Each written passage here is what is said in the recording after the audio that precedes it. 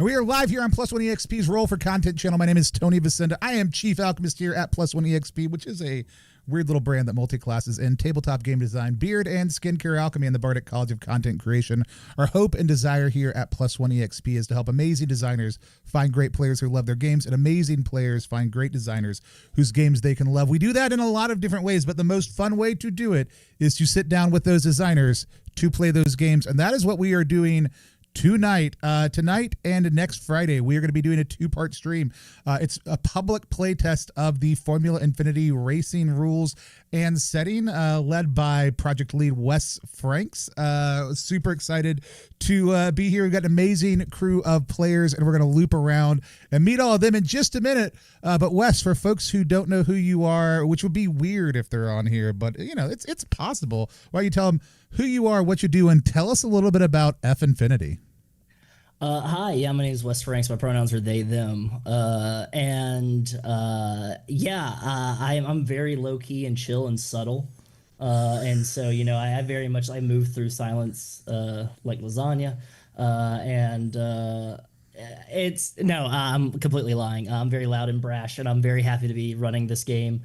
And happy to be a part of Orbital Blues month with Forumla Infiniti. I'm a game designer. I also do a bunch of other stuff. I wear a lot of hats, enough that it like sometimes teeter off of my head.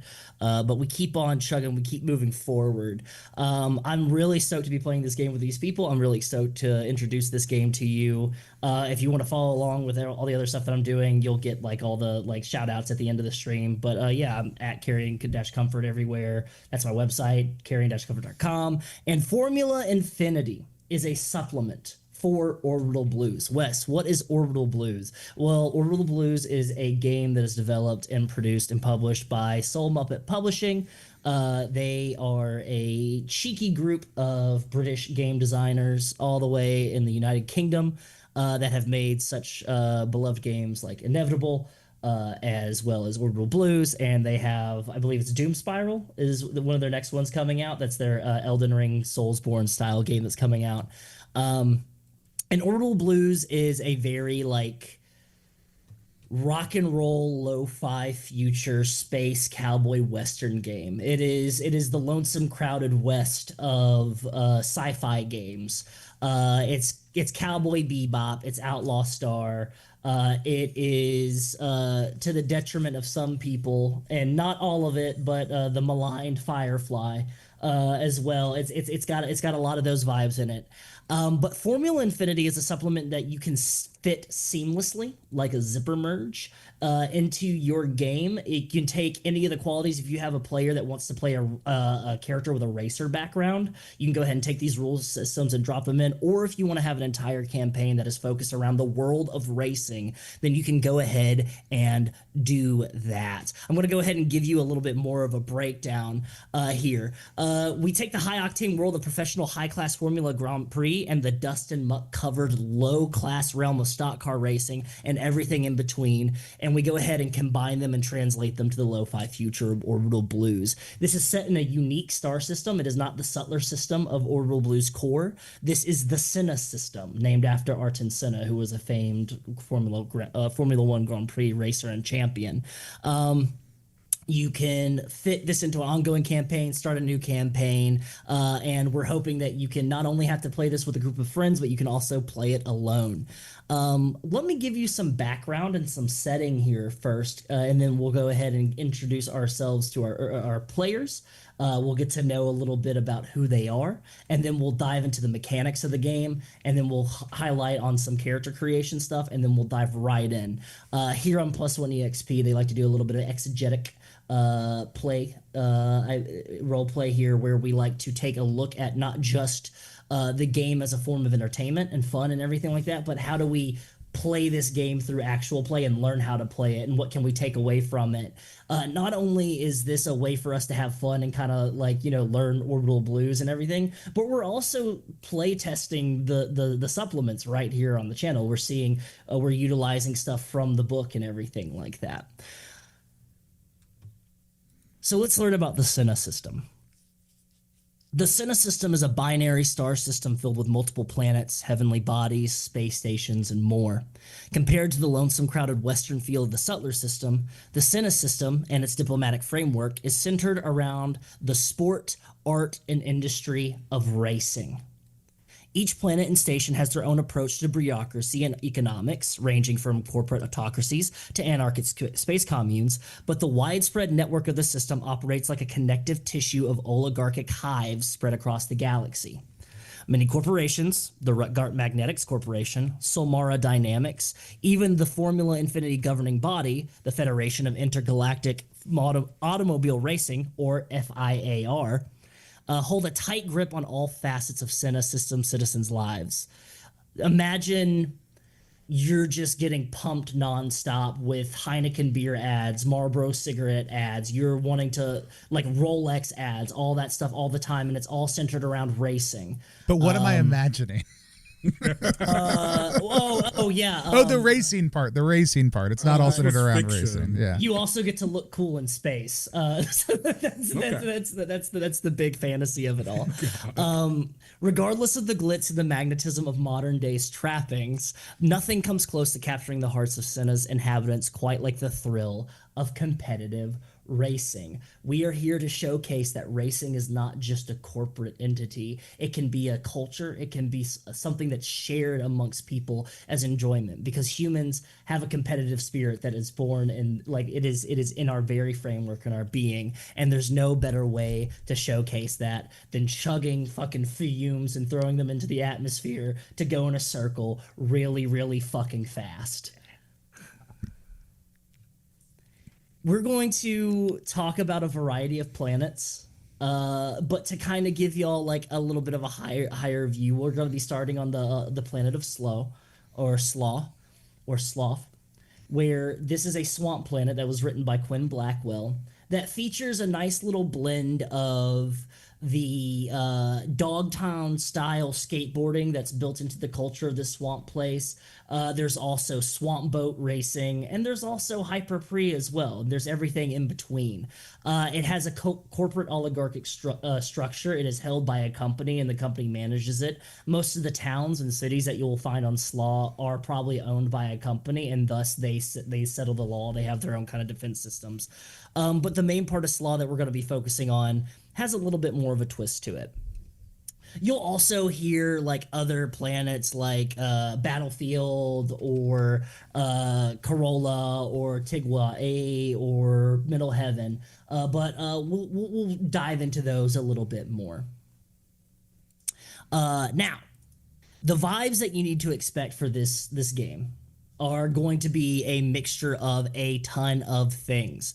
We wear our inspirations on our sleeves. We really want our touchstones to shine through this. So, of course, Formula One Grand Prix, NASCAR, that sort of thing, competitive X Games, that kind of thing are going to be inspirations. But we're also looking at things like Gran Turismo, IGPX, Initial D, the Fast and the Furious series, F-Zero, Twisted Metal, Death Race, inspiration coming from games like Torque, Cars, the Detroit car industry and its collapse, and the eventual revitalization of the city itself. PS1, PS2 era racing games, including Midnight Club 3 Dub Edition, my personal favorite. We're looking at Gaslands. We're looking at the movie Grand Prix, F1, Redline, and like all of these things. So just pump that in your brain and everything like that. Like get some ambience in your brain, get some of that jazz going and everything like that. Hit the Speed Racer theme song over and over and over if you have to get into the vibes.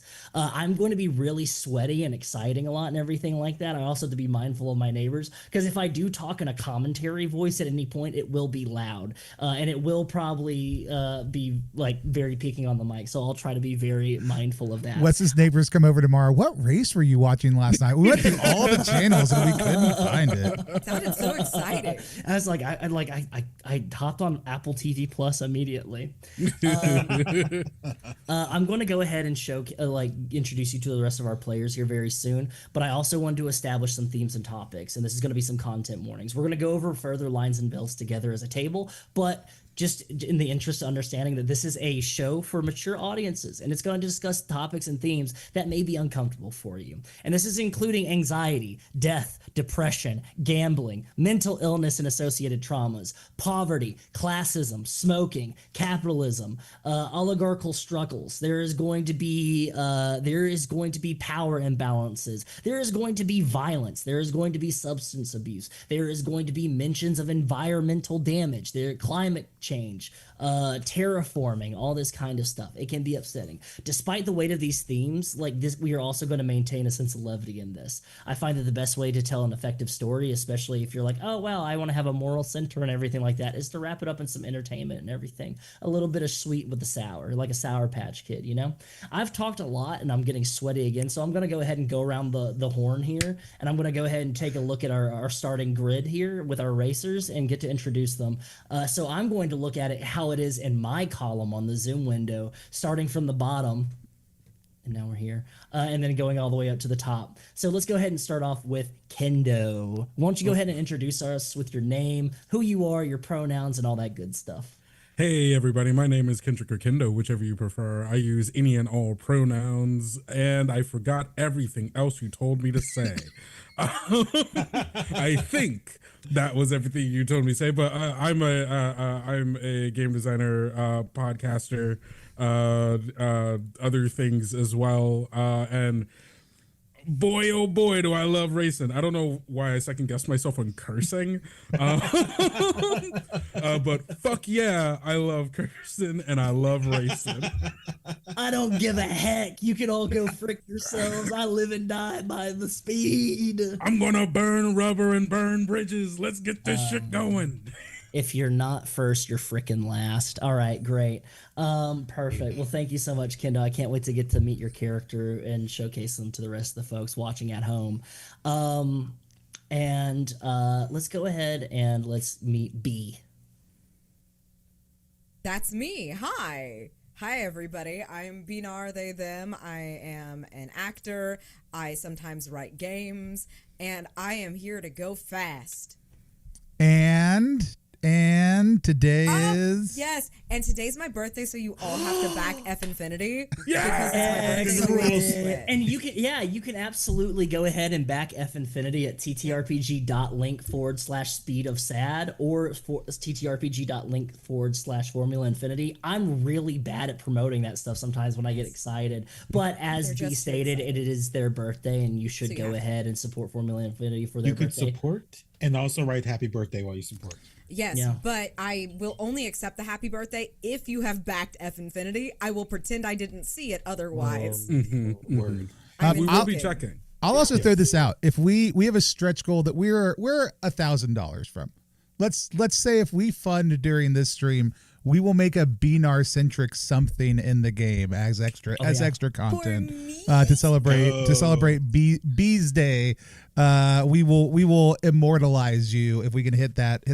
Here's the deal. We'll give it till tomorrow morning, all the rest of B's Day, until I wake up tomorrow morning and look at it. If we are at that 17,500 goal, unlocking that Ray Ninjati and Josh Hiddy planet and racetrack, we'll make B live in the world. Absolutely.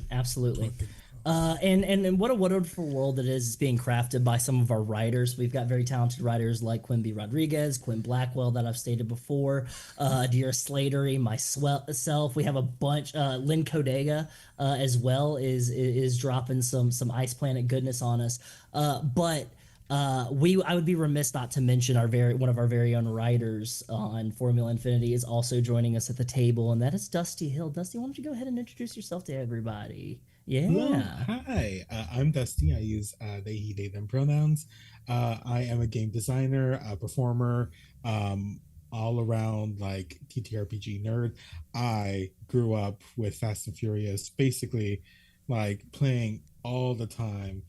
Like Wes, your name Gran Turismo, Need for Speed, Burnout was a big one for me growing up. So like all of this was great, and I am a writer for F-Infiniti. I wrote some of the character options that you'll be seeing. Some of them I think we'll be seeing today.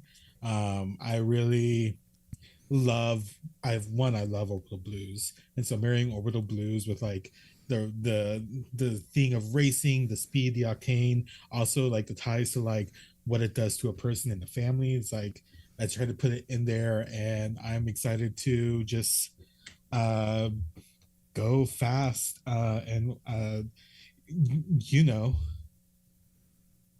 Absolutely, I do. And last, not certainly, but not least, Tony Vicinda, who you met at the top of the show and has been hopping in here and there. Won't we go ahead and give us a deeper look into Tony before we get kicked off here? Yeah, I'm Tony Vicinda. I'm Chief Alchemist here at Plus One EXP. I almost looped again. I don't have to do all of it, just that part. He, him pronouns, any pronouns are fine, though. And yeah, I am technically a stretch goal writer on this, working on the planet Gulp if we get there. The Gasser Union on Leviathan Prime. It's a gas giant, major source of deuterium in the world. Did I research how cold fission is possible based on our best science currently, and then build a union around one of those major resources? Absolutely. But if you like Deep Space Nine, growing up in Texas, 4-H, the TV show Landman, or other country elements, Dune, there's some Dune thrown in there just as a treat. Help us get up to that goal also too. But yeah, super excited. Been able to, as the publisher here, I get to come up with cool, dumb ideas all the time. So a lot of the product design that you've seen as far as ideas, I've got to work with the team on, but been super excited to just get my squirrely little fingers in here. Ooh, yeah, the fingies. Perfect. Well, that is that's our starting grid, our starting lineup today for this first session. But before we actually dive into the action, I want to get into a little bit of mechanics and character creation. Now, y'all have done a lot of y'all's character creation ahead of time. Because it's really easy to make characters in Orbital Blues. It's really easy to get started and get going. It's really easy to pick up, and there's a lot of tools for the storyteller, which is the game master role, to kind of take and pick what you want to and throw something together to where. And there's also plenty of third-party modules. There's also plenty of Soul Muppet has plenty of adventures and other kind of supplemental material for the game.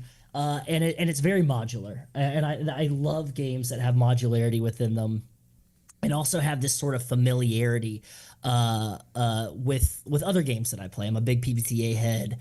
I know we got some OSR fans in the house. I'm not allowed at those parties.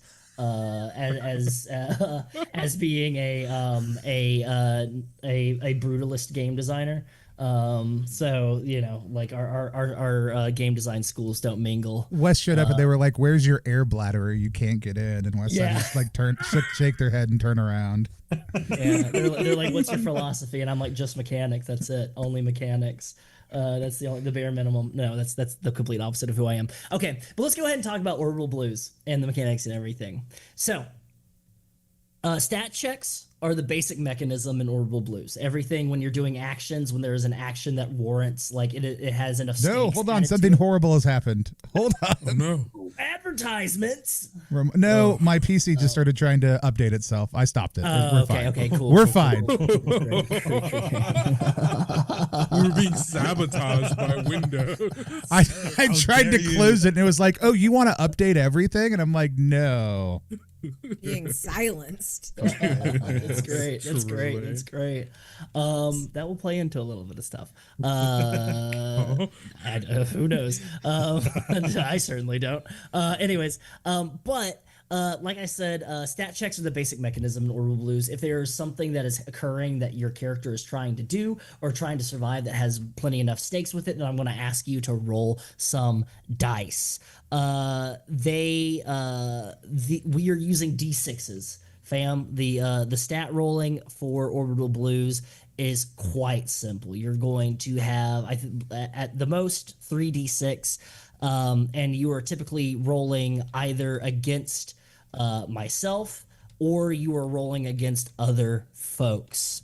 Now, when you so you'll need at most 3d6, but when you are doing a standard roll for Orbital Blues, you're going to roll 2d6 and you will add the relevant stat. What stat are these? Well, you have muscle, savvy, and grit. Muscle determines the strength of your arm as well as the bulk under your jacket. Then you have savvy, which is the speed of your hand and the quickness of your wit. And finally, you have your grit, which determines your tenacity and your determination against pain. When you roll your 2d6 and you add one of these stats to your stat check, if the total adds over 8, you succeed. Otherwise, you are unsuccessful and the action fails, and I will narrate the results.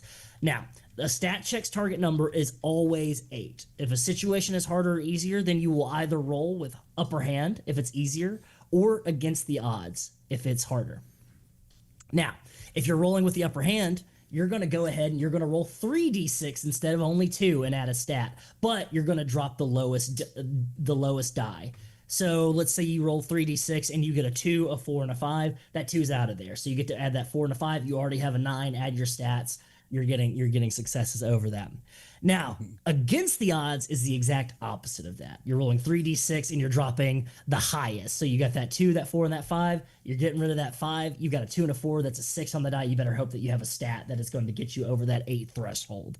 That's typically when you are rolling with upper hand. That means that you've stashed away a tool, a piece of equipment, or you have another one of your crew members helping you out through an action or something through the fictional positioning of the narrative. And then if you're against the odds, typically means that you're outnumbered, or maybe you are behind the wheel of something that is heavily damaged and you're trying to get ahead of it and everything. A lot of the times that is going to be something that I will determine for you, unless you have a gambit, which are kind of like abilities in this game that allows you to alter that in any way, shape, or form.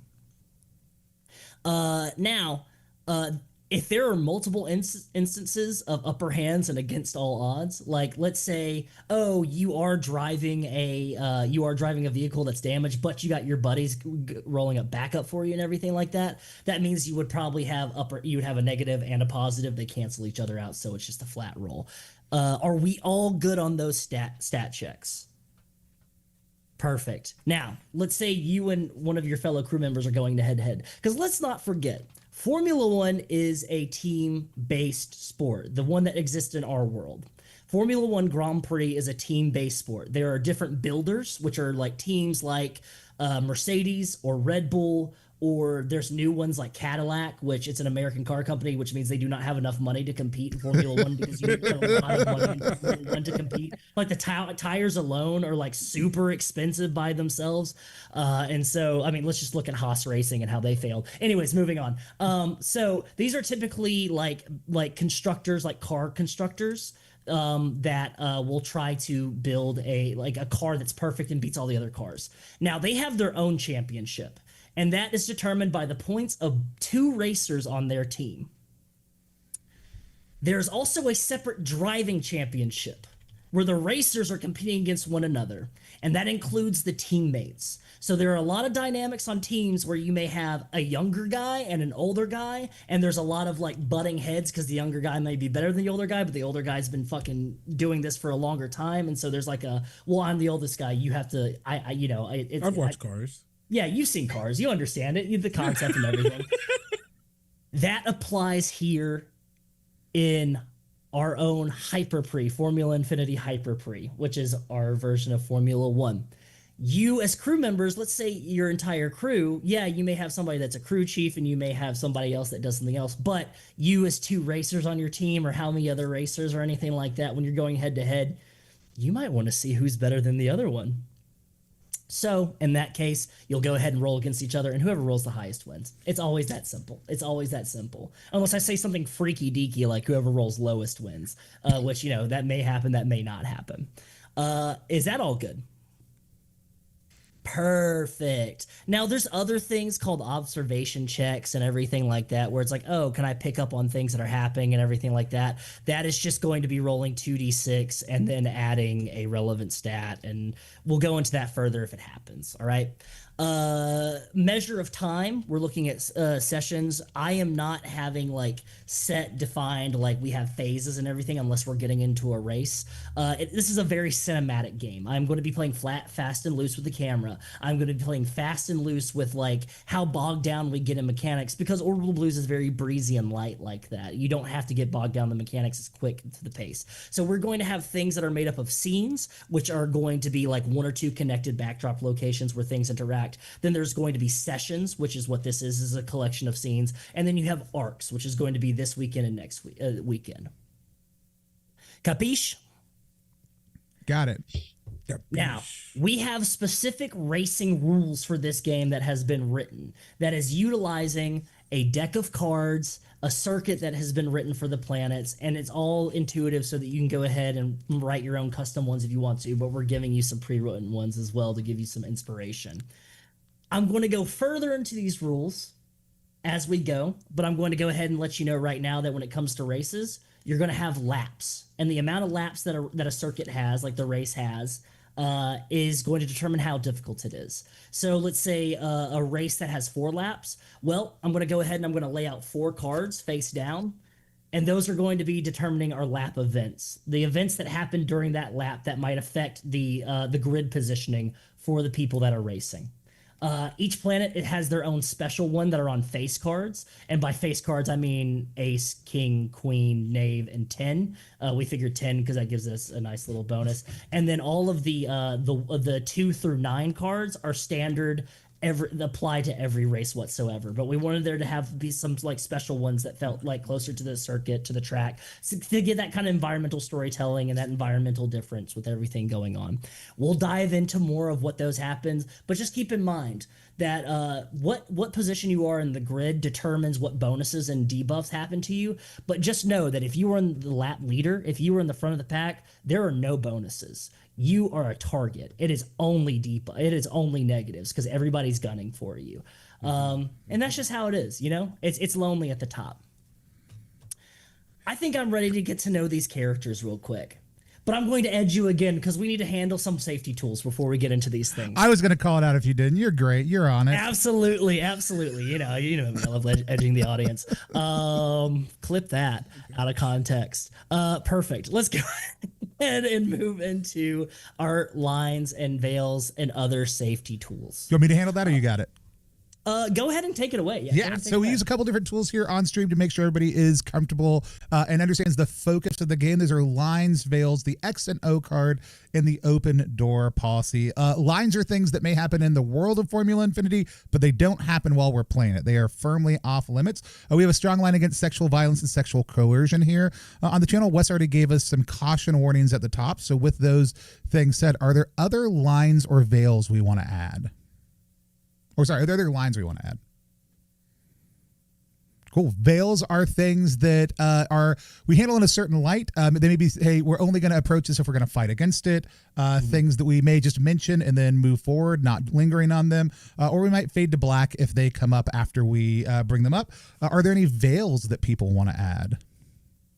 I've got a harm against animals, but specifically it's like domestic animals and everything. Wildlife is a different thing. Like if a bird gets hit by a car window or something like that, then I'm like, okay, well, yeah, that's a thing that happens in storytelling. If a geese, like a goose or a 3-headed goose, because it's space, gets sucked into an engine, then you know that's a thing that happens. But if it's a dog, we know what all of the cards Wes has written for the customs of this lab. They're all goose related.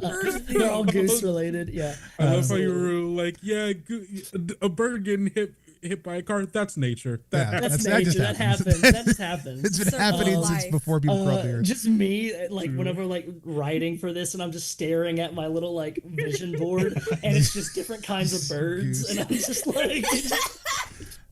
So we've got a veil against harm against domesticated animals. Any other veils we want to add? If something comes up in play, we do have the X card also too. So if you think of something later, content comes up you're uncomfortable with, you can say or type X into the chat. We will pause the game, identify what the issue is. You don't have to explain why you don't like it. We will adjust and move forward in a different direction. You can also use the X card if you're unclear on something that's happening. If we need to pause and have a discussion for any reason, you can use the X card to pause the game. We'll identify what the issue is and then move forward with clarity together. The O card is the opposite of that. It's holding up O or typing in O to be like, I'm into this shit. Like I'm enjoying this. I really like what's happening right now. Keep going. Encourage people to maybe linger on that spotlight just a moment longer. Also, too. Then the open door policy is the fact that, like, we're all real people with real things happening around us. Someone might come up and need to talk to us. We might need to step off screen for a minute. All those things are normal. We're going to take care of ourselves on streams, including taking some breaks. You should take care of yourself while you're watching also, too. So just be aware of that. Oh, man, Wes left. I don't know what to do. I'm going to vamp until they come back. Wes using the open door policy to make a point. Yeah, I was providing no, but it is absolutely fine and normal for any of those things to happen. Does anybody have any questions about those rules or want to update any lines or veils before we kick in? Cool. We are all set and ready to go. Wes, I'm going to hand it back over to you. Perfect. And I just want to give a note for our cast here and everything. I have the Discord chat open, but I also have our Zoom chat window open. I also have the chat open for the Twitch stream. So if there's ever a moment where you're like, you can drop an X in the chat, you can hold up one of these, you can hold up one of these, you can hold up one of these, you can say, hey, stop. You can say, stop. You can say, hey, fucker, stop. You can say, please stop. You can have the audience yell at me, whatever. I have different ways of saying and stopping.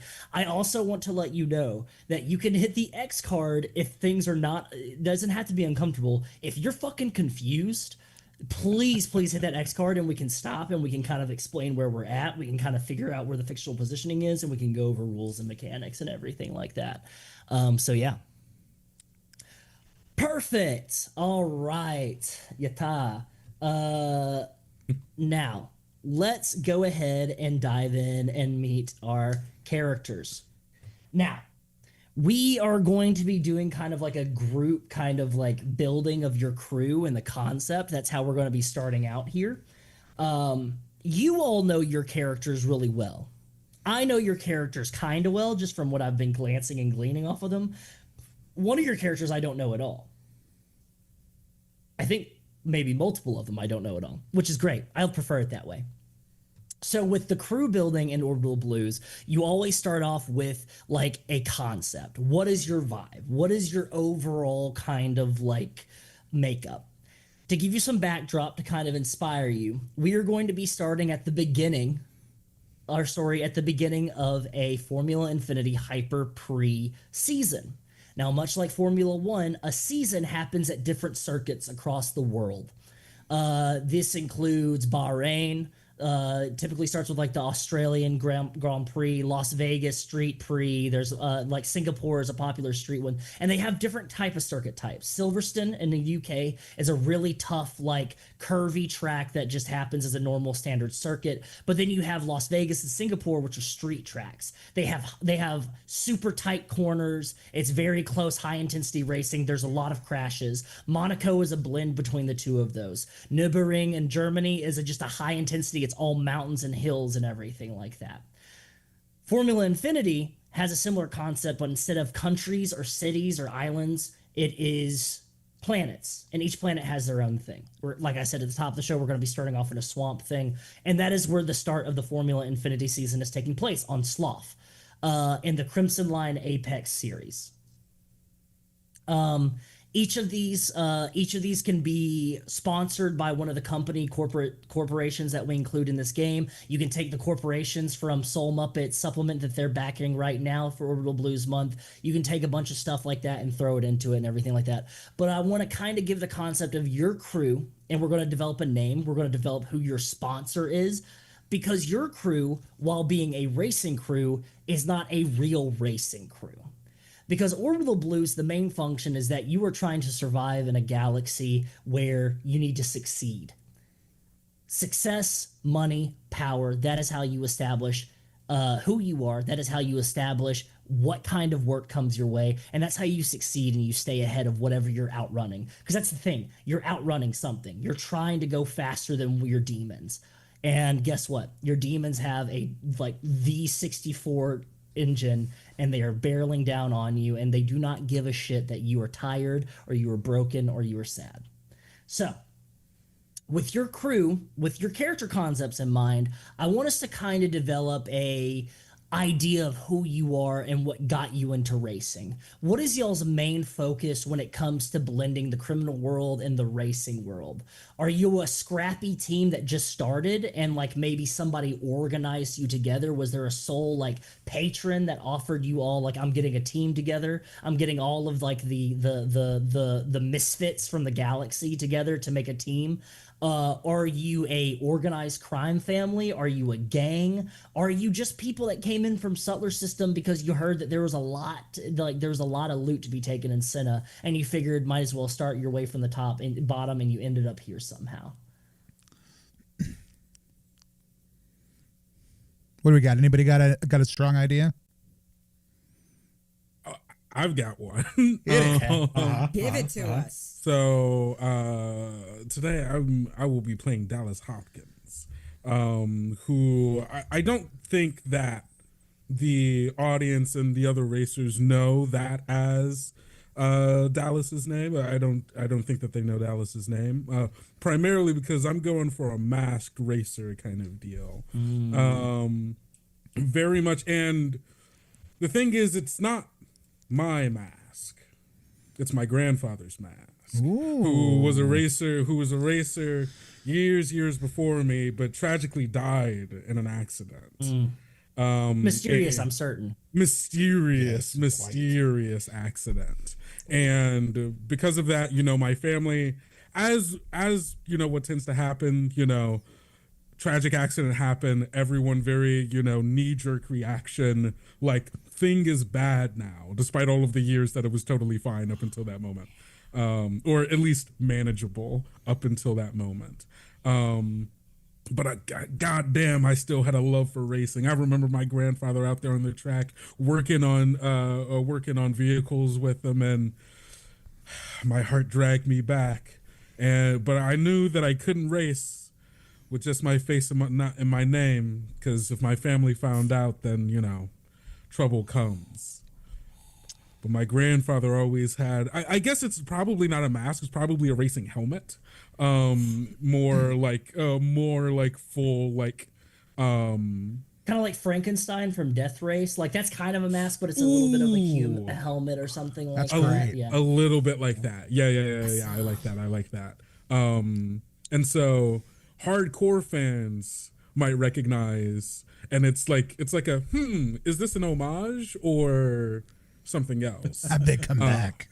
It's a little bit of like lucha libre, like masked wrestling, where there is always a Blue Panther, there is always an Ultimo Dragon, but it may be somebody else under the mask, and it could be passed down from father to son, or like from generation to generation, or it could just be a wrestler that a racer, this other racer like really took under their wing or something. I really like that as a concept. I think that's really cool. That kind of leans in. It's taking a lot of blends. I love it. Yeah. So that's the vibe. I'm not super sure on what the vehicle is like, but whatever I end up going with, I'm also thinking is like leaning into like that same similar style of vehicle that my grandfather drove.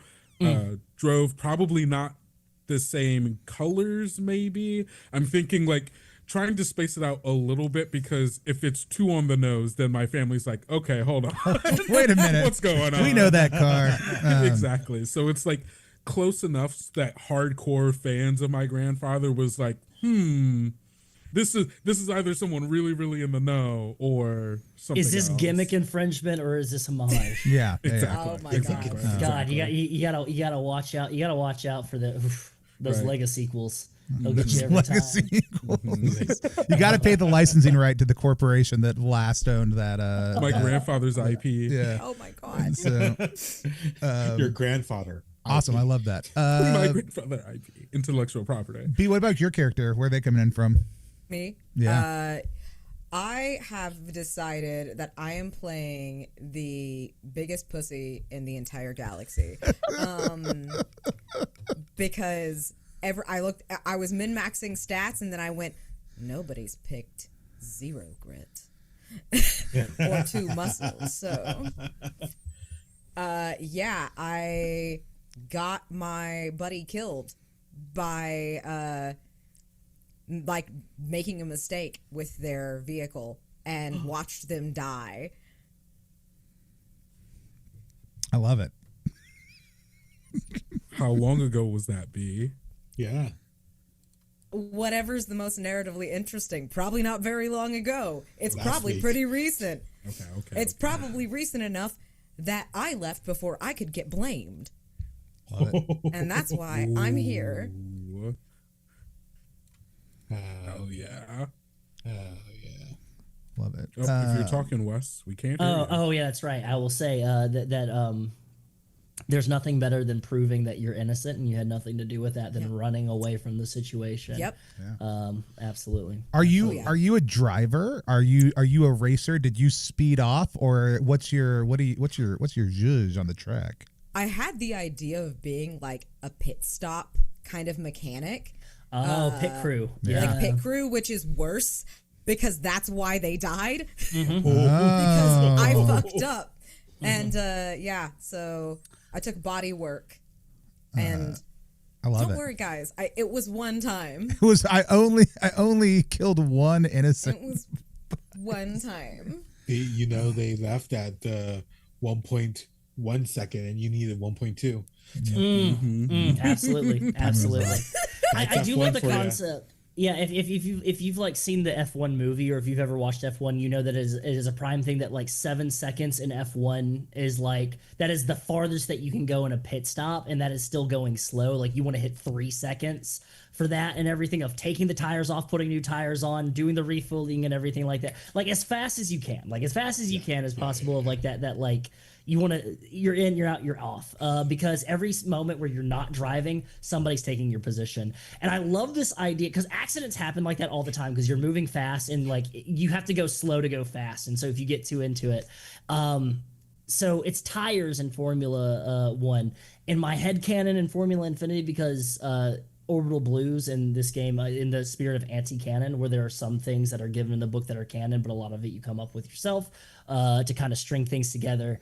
The vehicles that they use in Hyper Pre, instead of tires, it's magnetized plates. Yeah. And so as the friction from the magnets burn it away like brake pads, so they have to replace the plates on it to keep the love that. magnetizing, to That's keep it so up and good. everything. And so yeah, imagine being crushed by a magnetic plate. Yeah. Because they put it in the wrong Horribly. way or in something like that. You like it's upside down, Or just like that's- flies off and like or just flies off. Yeah, like Decapitates you. yeah, it creams into somebody. You know, like Oh that's my it's God. crazy. I love that. Dusty, what about you?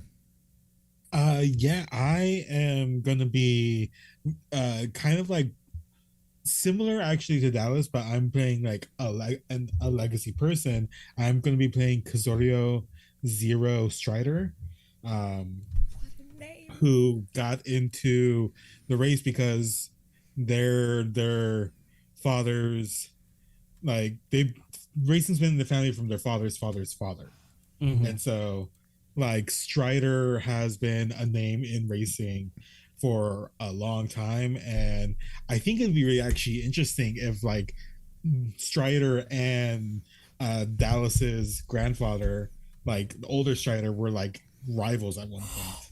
Okay, I love that. Love it. Yeah. I'm leaning full into the Char Aznable of it, and I want my grandfather to have been known as the Red Comet. Perfect. You know Love what then? it. Blue Devil. Blue Devil. Oh my God. The movie. Oh my God. Coming to the Blue Devil, so good. I love the idea of there being like a James Hunt, Niki Lauda style rivalry between the two of you, but you do not know that you're that like either one of your parents were like this this legacy. Like you may know that this one person who's not masked is his legacy, but this masked Like individual. I know that you are related to my grandfather's rival. Yeah, You because don't like know. I'm really playing someone that like I'm imagining the Strider is like they are professional, they are doing things by the books, and they raced and they won by doing things right. And I'm a person that sees that and trying to break all the rules. And it's just like when you win, you don't need rules, and that's what I'm here for. And so I get away from my family name because like, you know, Strider is a relegated name, and I'm like, no, call me fucking Zero Strider. Zero Strider. Love it. Fucks. We love it. and the glue holding this crew together. Tony, what are you working with? Yeah, I mean, I think especially given some of the stakes, I'm playing as Fabian Duke Lemon, goes by Duke to everybody. I was a rising star in the slow Formula Infiniti and local racing scene. My track records still are listed on a number of local tracks. I won the right to go travel to another planet, but I could not afford the ticket off, and my star just faded over time. Every year was going to be the year I got off, but we had too many debts and there was too much need at home.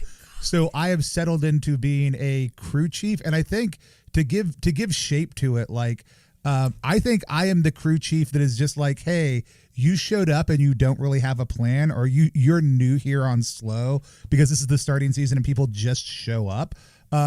Cool, you're getting assigned to Duke. He knows where everything is. He knows the local stuff. I am the Bad News Bears crew chief for whatever randos show up for their first fucking race on Slough. There is all kinds of dated pro Slough memorabilia around this rickety shack at the edge of the waterway track that is people just keep on pointing you further and further down. You're like, surely it can't get worse until you show up at the last garage, and that's where Duke is. Does that work? I love that. Oh yeah, that's so good. I'm obsessed. That's so good. I didn't even check your paperwork. You're it's you killed somebody. That's fine. Thank God. It's in your paperwork. I didn't look. No, genuinely, the only person you could find that would take you with no questions asked. Hands and knees, just please hire me. Anybody. Please. Don't ask Can me you questions. hold a drill? Great. Yeah, mostly. Great. Sick. Mostly. Yeah, Perfect. but Duke's vibe is old, sharp, knows the local track like the back of his hand, and is you can walk around town and see old posters of a younger Duke, if you peel back another poster that have just been covered up over time, but he is just faded into the background. Oh, So good. That's so good. It's a very distinctive and a solid crew makeup. Y'all got all the facets for potential drama and interweaving storylines, because in Orbital Blues, blues being the operative word, there's these things that you're outrunning, the things that got you down, that you're chasing you. And you have a blues meter. You got a certain amount of blues that you can have before, if you fill that up and allocate it, a trouble comes your way. Troubles are summations of the character's past misgivings, misdeeds, vices, or regrets. They fuel not only your individual but also your group narratives. So you begin play with one trouble, and you can gain new ones at the end of a trouble's brewing scene, or when your trouble gets introduced into the storyline. Troubles can be things like you're a former criminal, or you're a perfectionist, or you're an orphan. And Orbital Blues has all these different array, and Formula Infiniti adds new ones, specific ones to that are related to the planets, but also Quimby Rodriguez and Dusty here wrote a bunch of specific ones, like troubles and gambits that are specific to the game and everything. So stuff like first or last, penalty, supernova, built different, all this kind of stuff. They help kind of develop who you are as a character. So we will get to know y'all's troubles in more depth as they activate. So when they do activate, when something occurs, I've got my eye on them, but you'll kind of bring it up. Troubles have different triggers, essentially. The trouble is the thing that you are, let's say for Middle Heaven, for instance, you're part of a racing legacy family.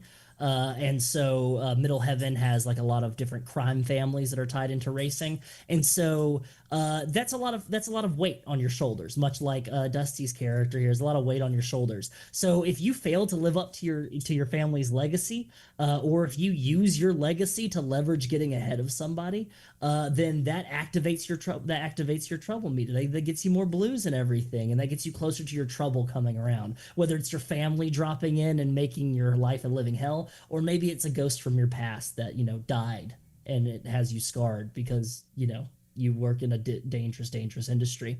We'll get to know those a little bit more. But not only that, they also have gambits. They have talents, tricks, and reliable assets they can call upon to help them get the job done. Every character starts with one gambit, but for every 2 troubles that you get, you also gain a new gambit. It's the more problems you throw on yourself, the more benefits you get from it. It's really clever. I really appreciate that. Like that kind of need that you always it very much embodies the one of the slogans of Cowboy Bebop, which is "You're going to carry that weight." It's something that's going to linger on you forever and ever. Even if you deal with it, it's going to stay around with you forever, and it helps inform who you are as a person, as a racer as well. Fantastic stuff. Okay, so with this team, this slapdash group of wrench jockeys and rocket hogs and everything like that,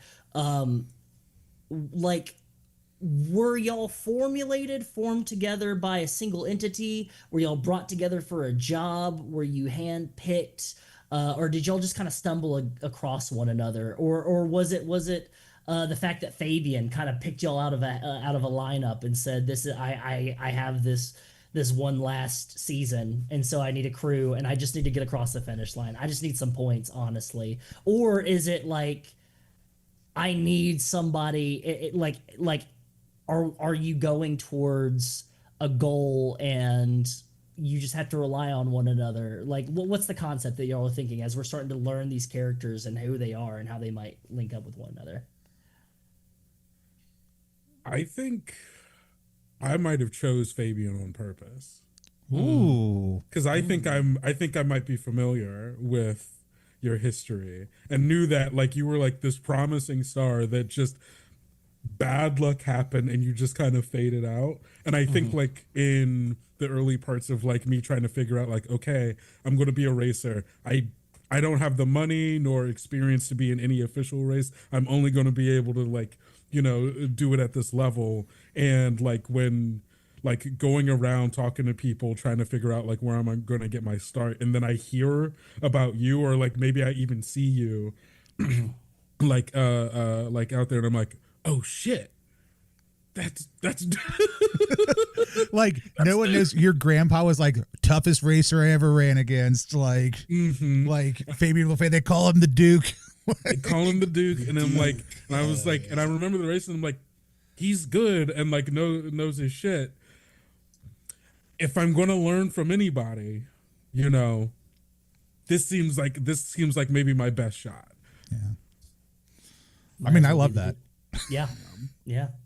I mean, I love that means you probably show up early, and I'm just like there's basically like there's nothing to do. Like I'm so used to people showing up at the last minute and being and you're like there early and ready to work, and I'm like, what the fuck? Did you find me? Yeah. The energy I feel that like happens. Yeah. Yeah. You're like, I'm your biggest fan. Yeah, I think sponsor wise, I think I spend most of the year between the 2 kickoff races just trying to convince a bunch of local businesses to kick in money to like sponsor this group. Like it is every small business and a few medium-sized ones. Like it used to be easy. Like it used to be that I could go out and wager my, but like over the years I've just drained more and more, not necessarily goodwill, like but they're just like new businesses started. They don't have that relationship, and other ones that have existed are just like, I mean, like it doesn't hurt, but it doesn't help their business at all. Like where it's just become the, like, it's the GoFundMe of like where I am just like like, hey, yeah, like if you can kick in like 500 credits to like keep like it's really a source of local pride. The local Pizza Hut has been putting fewer and few credits in every year. I was thinking. But yeah, they will host a People Buy Pizza here tonight. We will give 10% of the proceeds to Duke's Garage nights, but that's where they've ended up. Oh my God. And They keep getting us to take photos like with like the pizzas so that they can use for promo. It's like 30 minutes or less. And, like us and our like all over the flyers. The commercials are just like moving our mouths just like up and down. So that's a good point to bring up, is the fact that like every racing team has a suite of sponsors. And depending on how much money you provide as a sponsor depends on how many stickers show up on the livery of your car and how big the patch is on the uniforms of the crew and the racer and everything like that.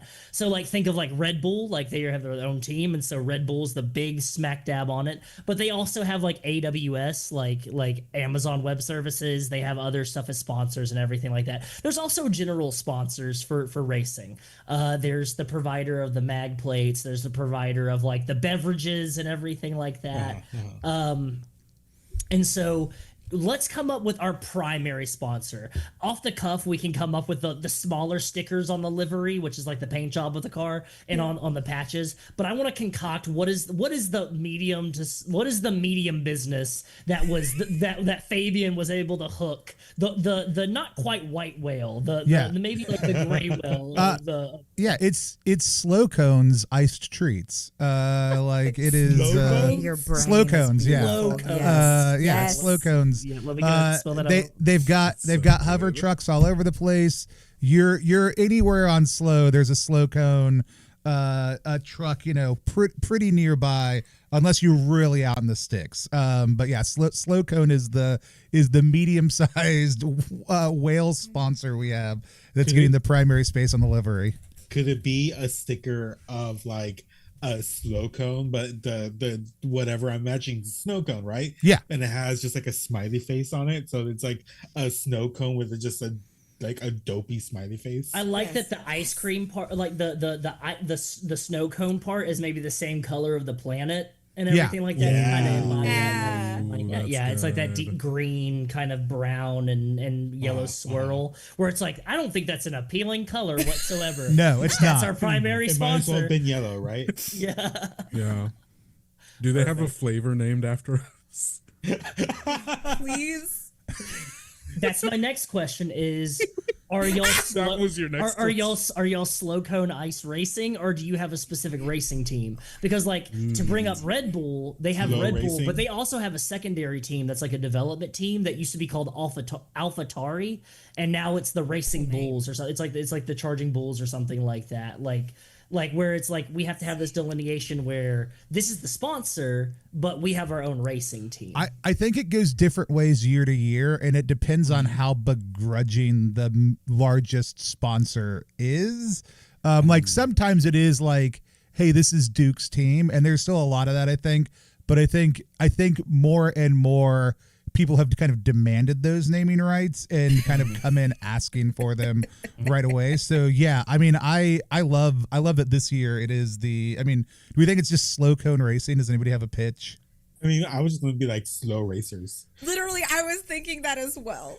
Because, oh, God. Yeah, we're going to win with the really setting us up for to be the underdog. I'm trying to figure out the brain freeze joke here, and I can't quite get there. Drain freeze. Brain freeze, like don't eat it too fast. Like go slow. Go slow. Oh my God, their slogan is like go slow. Oh my God, and that's just on our fucking cars. Don't eat it too fast. Go slow or go home. Oh, that's great. That's great. Yeah. That's On our fucking outfits. Go slower. Go. Levi in chat. GOUGHSLO. You know what? That is so fitting to the setting because this is a swamp planet, and that just makes me think of fucking LSU and Baton Rouge. Yeah. Where they have the LSU Tigers, where it's GEAUX Tigers. Go Tigers. Go Tigers. Yeah. Oh no, this is I've been making these jokes in my head for a month and a half. Great. Brilliant. I could do this. We're gonna play. I could do this all night. We should play a game. Is that what you're saying? We're just riffing. Yeah, we're just This riffing. is part of the game. Yeah, this is part of Yeah, no, the this is we're game. This is the building. game. Yeah. Well, that's is brilliant. game. We haven't. Do we need to loop in Zero and PJ? Absolutely. Yeah. Let's go ahead and figure out how Zero and PJ were picked up. Because we know that our master racer Duke over here like sought out Fabian and everything. So Dallas, not Duke. Sorry, Dallas sought out Duke. So let's figure out how we fit in Zero and PJ. I was thinking also it maybe didn't necessarily seek out Duke, but I was trying to find someone that didn't want to leverage my name for the racing. And just like, oh, so you're a strider, so you're gonna be like racing like this, and like everyone's like, no, we can't do that. And like Duke was just like, you'll race? Fucking great. You're in.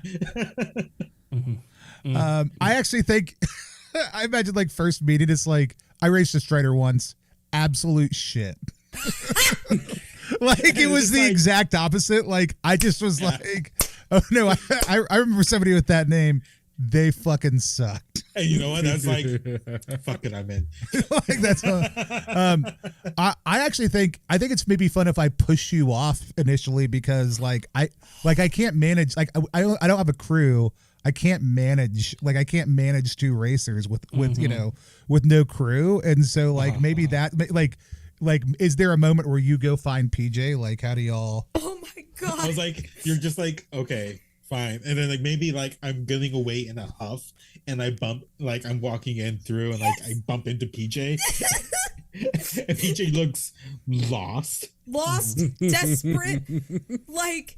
Nobody will hire me without asking questions, and so I'm like, fuck, and then I leave every time they start. Can you imagine the goal of you need a race? Just go ask them. They won't take me. So yeah. Oh, God, could you imagine the goal of being a person that's like, I need a job. I need to be able to pay my rent. I need to be able to survive, buy food and everything like that. The only thing I know how to do is to be a big pit crew.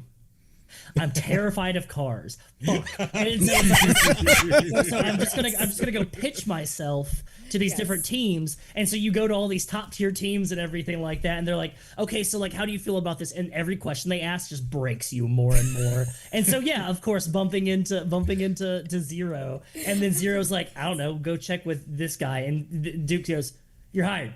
Hey, Strider, come get back in here. We got it. We got one for you. To go get a snow cone. Yeah. The part of the contract is that they do provide a machine in the garage for the season. Just to kind of help supplementing y'all's team a little bit, and since y'all are a home team, this is y'all's home home Hyper Prix, with it being slow and everything like that, with the Crimson Line Apex series and everything. I also just love the idea of that you have a bunch of like burnouts. You've got a bunch of like skateboard burnouts that fill out the rest of the pit crew team. And so you've got like if you've ever seen the Nice Guys, you've got a bunch of Chets and everything like that. I asked if he wanted to see my dick because I've got a big dick, and they said no. That kind of just like that. Like you're like, oh, can you go ahead and hand me that spanner? What? The spanner holds up a wrench. It's like no, like that kind of vibes and everything like that. Perfect. Excellent. Okay. Let's get infinite Fs in the chat, please. Let's also get a hyper reminder that if we hit that first stretch goal before the next day, before tomorrow, we will go ahead and add our dear friend Narr in the game in some capacity, some way, some shape or form for their birthday. Because you have to fund this because it's my birthday and I asked for it. I'll cry if this doesn't happen. I'll also cry. I mean, here's the thing. They'll do it on stream. Only one person has to back at the $1,500 level in order to make that a reality. You get a jacket. You get a custom jacket. You can get a snow cone jacket. Fucking jacket. I have to go into the specific details of what it looks like and everything, but it's modeled after one of the characters from Middle Heaven. It's a bad boy. It's a racing bad boy. Racing bad boy. Yeah. Excellent. So we've got our crew. I'm going to go ahead and kind of set the stage here and everything of where we're at in Slough and everything like that.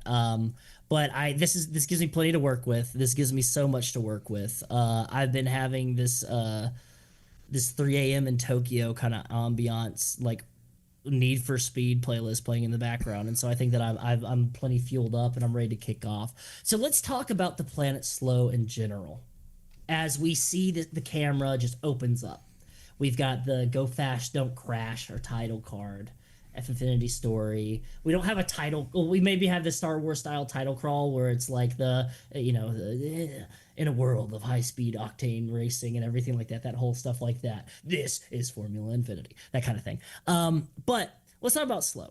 So you can pronounce it as Slough, Slough, Slough, that sort of thing. There is no set definition. There are so many different people. It's a multi-regional, like multicultural type of place. So it almost has that kind of like that Belter Creole kind of style mix where there's different accents and everything. The language is the same, but there's different accents. There's different conjugations for it. But its nickname that everybody can agree on is that it's the Soup. Because this is a swamp-based planet. To define Slough, would call the first definition would be a swamp or a situation characterized by a lack of progress or activity, or to get rid of something that is no longer desirable or required.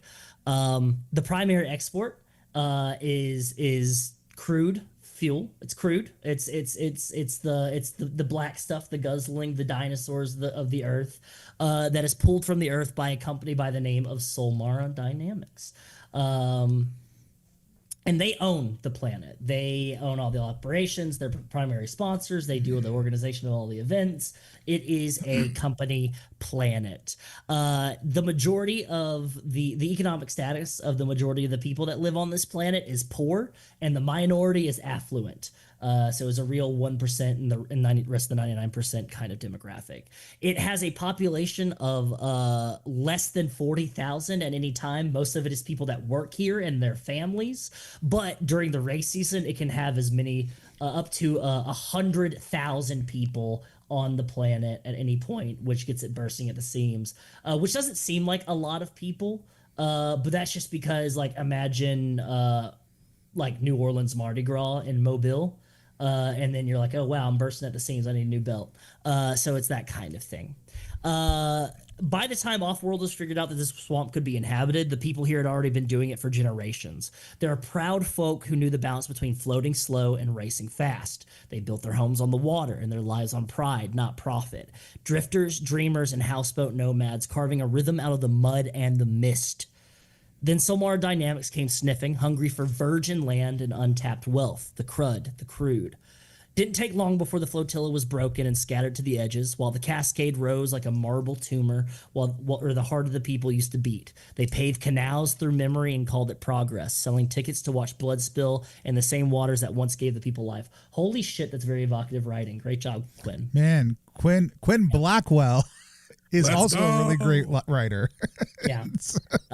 There's 3 sections to the area that you're going to be to this planet that you're going to be experiencing. There's the Cascades, which is a multi-tiered monument to excess. Think of like Beverly Hills. It's been dropped in the middle of a mud pit. That sort of vibes. It runs on stolen water. It has canals that feeds hydro dams that are powering off-world skylines while the locals live by candlelight. Sometimes they're allowed to utilize power. And everything. Up top, glass towers gleam. There are playgrounds for the wealthy who treat death races like weekend sport, and down below, it's rust and rot. It's filled with sweat-slick workers, crooked enforcers, and mire folk. Then you have the underlocks. These are beneath the cascades. The world drips and hums. It's a maze of cracked tunnels, broken pumps, and flickering lights. The city wants to forget this place, but the misfit and youth never could. It's covered in neon graffiti with boards and skimmers that are grinding all over different fixtures. Public works have been turned into playgrounds for the poor here. Though there is still a dream of breaking through the surface and taking the rest of it for them. Then finally, you have the Soup. that what lies past the city. The endless sprawl of tangled roots, black water, and mist thick enough to swallow you whole. This is where some of the mire folk came when the city took everything else, and they live on driftwood, half-sunken houseboats, and the memories of what once was. Out here, the water hides predators. Some have teeth, and then some have engines. Races still run through the murky channels where these mire folk live, and there are outlaw circuits with no cameras, no sponsors, and damn near no rules. It's a place for those with nothing left to lose or too much pride to stop fighting. So, you're going to be racing the Crimson Line Apex Series. This is the flagship race of Slough. Rebranded, repackaged, and broadcasted across the stars. This is a corporate blood sport. It's a little bit... you can tell that this season, starting off here on your home turf, is to set a precedent. Ratings are down for Formula Infiniti currently. The galactic water and ice wars that are occurring at the fringes of the Senna system have affected the population, but the masses demand bread and circus. When things get tough, you have to keep them entertained. And so, why not start with your deadliest, your most challenging, and your dirtiest, nastiest, grimiest race to set a precedent for the rest of the season? Most of the time when you race in Formula Infiniti Hyper Prix, you're on streets, or you're on hyper tunnels, or there are different guardrails. It's using mag plates to keep you on this kind of pseudo floating, flying, but it's more like a I forget of the term of a hovercraft, like that kind of sort of thing. But it goes super, super fast. Slough, because of the nature of what it is very wet, it is very aquatic, it is very grimy. They add a couple of additions to your M67 Hyper Prix Racer Cruisers. That is your chassis. That is, if you are racing, that is what you are going to be running with, is the M67 Hyper Prix Cruiser. Now, for your racers, you can determine the fact that maybe between that, you have three options of what battery you have. When it comes to F-Infiniti, there are, most of the time, the cars are the same. There's just slight tweaks that are different. It's the internal electronics that are different. It's the weight differentials and displacements. But the FIAR, or the governing body of the races and everything, are very strict on certain things. They do not want to have everybody have a leg up, which has caused a lot of disdain within the sport, because a lot of people believe that there's so much hegemony amongst the racing. It's taken away stakes, because now there's so much sameness amongst the cars that this year they have allowed a little bit of flair. You're allowed to have a little bit of something extra in your car. Now, depending on this, the battery that you choose is going to help you adjust your stats. I'm going to drop in our chat the kind of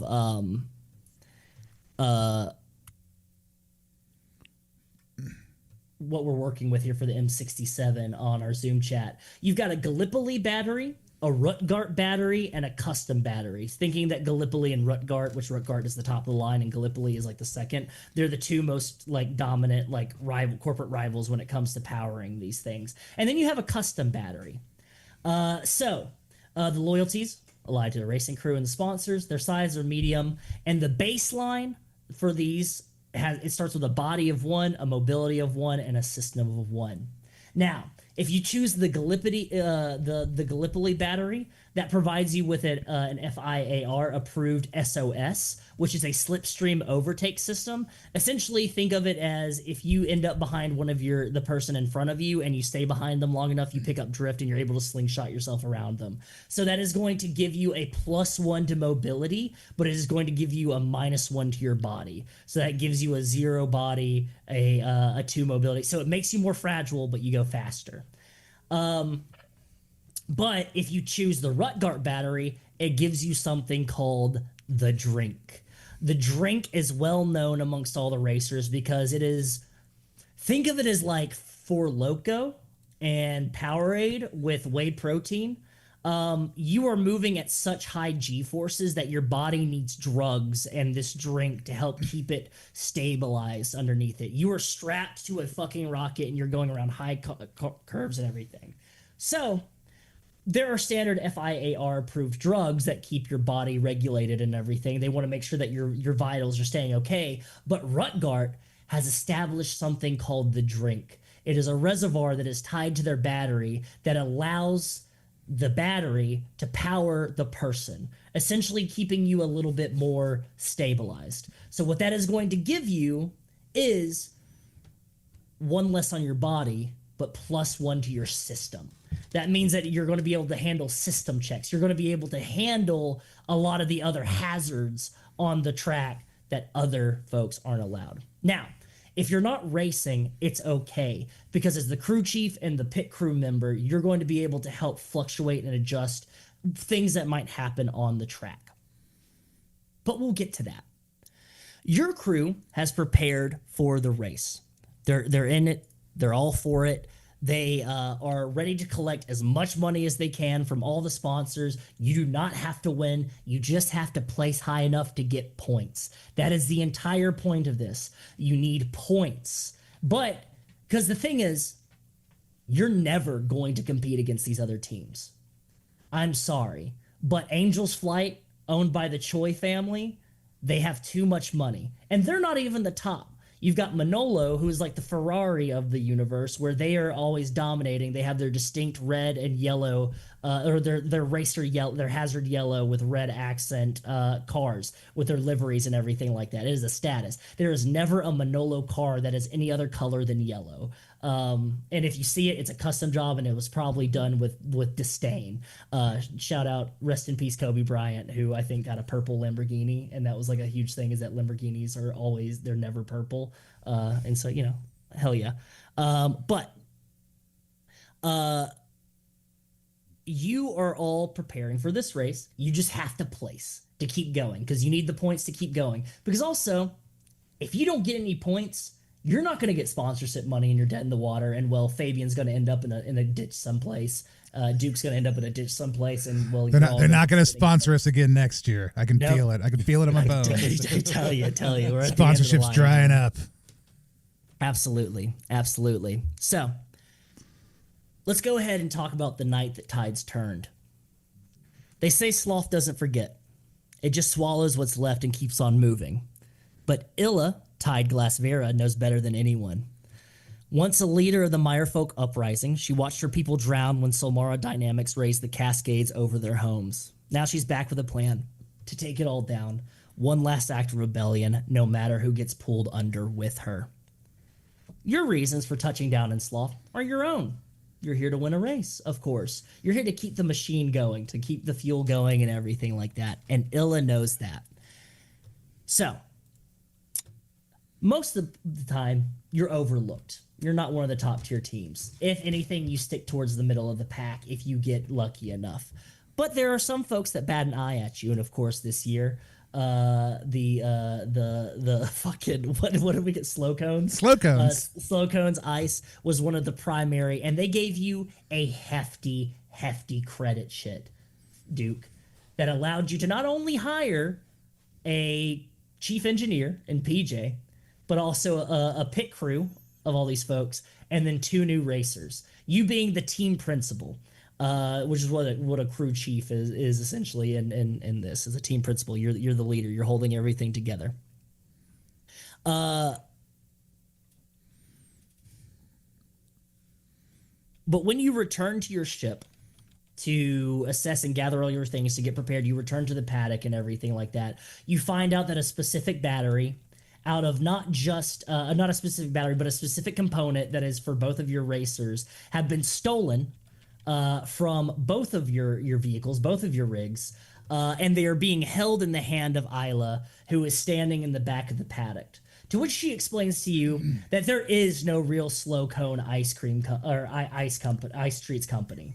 That she has developed this company with the trucks to help establish as a front for the rebellion that she's going to overthrow Solmara Dynamics, and she is going to use you as the Trojan horse to get through it. She goes ahead and tells you shouldn't have left your things unattended. The vulture circle quick around here. And I think if you want to be able to have these back in time for your little race, we can help each other out.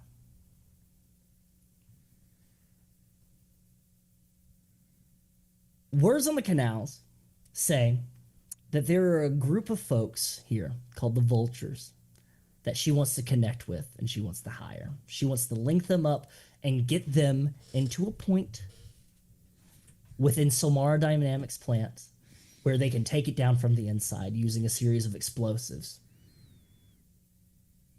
You have to create an opening for them. You do not necessarily have to win the race, but if you win the race, that's just a great bonus. But she says that if you want to get these back to be able to win the race, that's the first agreement. It's us shaking the hands and saying that we're going to business with one another. Feeling like there's no other way out, go ahead, Duke, and you shake the hands and you say, okay, great. I spit in my hand real big first. Perfect. Yeah, and then we're partners. We're partners. Way to do it. She then says that you have to watch out for these vultures because they're mean, they're nasty. They're a gang on town. They will shoot you in the back if you look at them wrong, but they're nifty, they're useful, and you have to get in contact with them. So what we're doing for today is we're going to do a little bit of a setup. We're going to be doing a meeting with the vultures that you can determine to go as a crew, determine your to figure all this out. You're going to figure out exactly what they need to do, what the plan is. You're going to go through with it, and then on the back after that, we are going to dive into a race. We're going to be playing really vignette with this and everything like that. The things that happen during this session directly impact the next session. That's how TTRPGs work. What? But a lot of the things that Tim and what adventure that gives to you the state of the race crew, things that happen are going to be handed off to you by the end, so that when we move on to the next planet next session, things are going to be a little bit different. So let's go ahead and set up the scene here.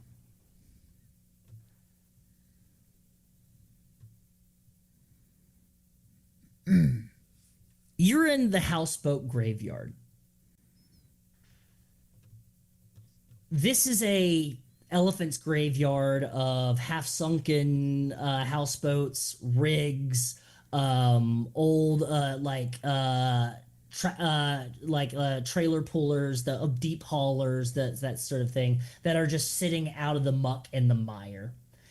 This is a common place for kids to come and hang out, spray paint. They do a bunch of tricks, but also it's known for gangs to hold out here. And at the very center, it is known that in a nesting of trees and everything, the vulture's roost is found. Duke, would you have brought the entire team with you as backup? I imagine you would have had like everybody here, like we're all pulling full duty now that we're all like kind of give us the vibe of what the team meeting was after this whole agreement that you had with Iowa. Yeah, after she left, I turned around to clear my throat, rally the crew, and all the skaterhead stand around good. They were all just gone. Everybody clocked out early. We watched the punch card angle towards the floor, and I think it is just y'all three are the last three who are about to be out the door when I clear my throat. Well, I think that's the question. Do y'all wanna? When he propositions y'all, are y'all caught up in this? Let's go ahead and start with that. Let's go ahead and start with the primary. Let's get we can see you sitting in the passenger seat, the houseboat graveyard, and then we smash cut directly to the pitch. Yeah. As y'all are about to walk out the door, y'all leaving also? I mean, I wouldn't blame you. This isn't what you signed up for. Are we allowed to? I mean, everybody else gets off this planet, you'll do fine, I'm sure. What do you mean? Just this isn't like clocking out for the. You mean leave the job, I mean, yeah, if we can't get these parts back, we can't race. I mean, y'all might be able to point at the two racers and y'all might be able to find somebody to pick you up, replace the part. I put in a word for you. So we race and we got to do. Now, what do you mean the slow cones aren't real?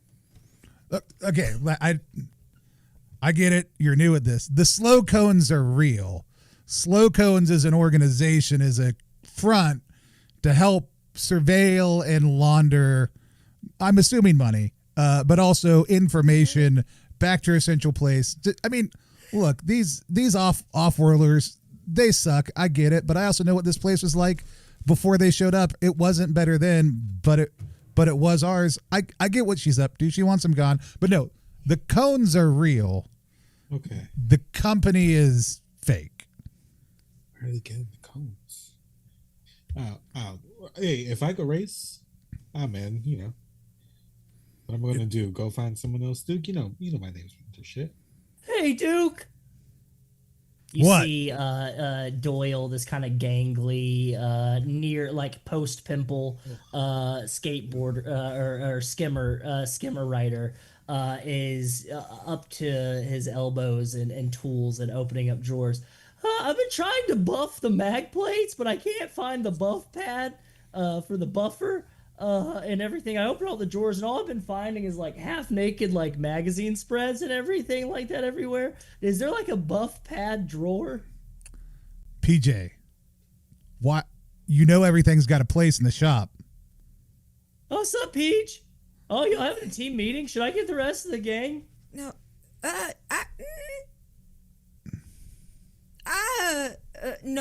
No. You are doing great over there. That's the wrong set of. Oh, just call them. Okay, I'm just gonna show you where they are.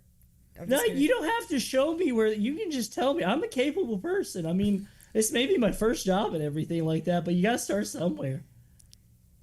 You know what? I think you can just I think you just go home early, but I think everybody else kind of fucked off. We're gonna. Looks at you, looks at the two racers, looks at Duke. What kind of dog and pony show is this place? Just goes ahead and drops the buffer. And makes the way out the floor. Yeah, that tracks. What about you, Hot Rod? Dallas has been standing here like wordlessly. One of the great things about a mask is that no one can see your facial reactions to what's going on. and so Hopkins has just been like, oh yeah, well, oh man, yeah, I don't even know, what does he have you call him? I was thinking about this, and I wanted to ask you in character, like what we've been calling you. Yeah, I think he's never said his name to anyone, and I think Hot Rod is just what Duke has been calling him, and like whatever Duke calls you all by some moniker that is not your own. Like every like at this point, Hopkins will answer to anything that sounds like someone is talking to him. Does your mask have like a visor on it? I think it is close to the Frankenstein mask from Death Race, but like the newer one, not the older one. And so it is just like kind of dented metal plate with like a openings for where the eyes are. And like a welder's mask. Yeah, not like flat. It's kind of molded to look like a hockey goalie mask, like a hockey goalie mask. Oh. But if someone took one of the magnetic plates and and just like molded it into that, and then cut out holes for eyes, and then buffed it so it wouldn't like cut my eye holes. Dr. Doom ass shit. Yeah, like kind of Dr. Doom, vaguely human face, but like not detailed in the same way to make it look like a human face. Heroes calling you Jughead. Totally works. Whatever DJ you just call, finds you intimidating. and I'm glad that that's the feeling, because right now he's kind of standing there, kind of like, oh man, I don't know what to do. And we'll just kind of like silently like walk over to one of the chairs, pull it out, and then like sit down, like, okay, I'm ready for, whatever. I think you kind of get the sense that he's down for whatever. He's always been very amicable to like Duke's been like, hey, we got to do a thing. As soon as you like your butt like brushes the seat, you go, Well, hell, if you're in, we're not sitting around here. Smash cut back back to the I guess it would probably be like the junk rig or like the collect like a van type vehicle that you'd have. Yeah, you see all of us there. Like Donnie drops us off. Was that his name? The Doyle. Doyle. Yeah, Doyle drops us off and then like curses us out on his way off. Yeah. Drops you. Goes. I'm gonna go ahead. I'm gonna run some errands and everything like that. I'm gonna be back in 1 hour. If you're not right here, I'm going back. My mom said I could only borrow the van for like I gotta be back for curfew. All right. Yeah, thanks, buddy. All right. Absolutely. Grab a slow cone when you come back. Hell yeah. Right. And then I guess you just like hear tears off, and you hear the equivalent of hard step just playing. Perfect. Which leaves you to the house right here in front of the houseboat graveyard.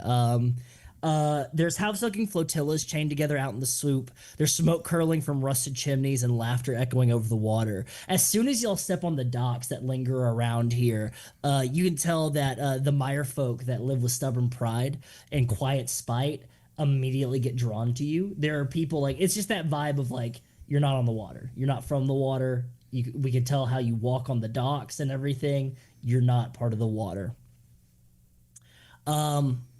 This place is run by Saint Etta Meyerborn. She says that she's older than the swamp itself, and she has a tentative alliance with the vultures here, essentially utilizing them as security to keep her folk taken care of. Not understanding the duality of having a criminal gang as security also draws attention to you as well. It's that catch-22 of you need to be able to secure yourself, but also you're drawing so much attention to yourself.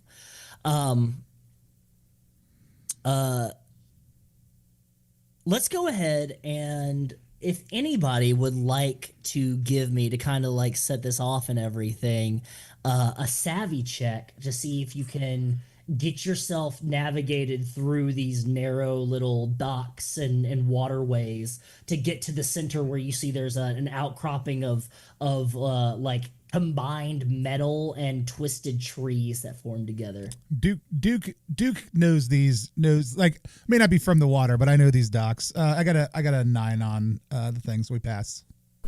Perfect. Yeah. Duke immediately confidently making your way down these planks.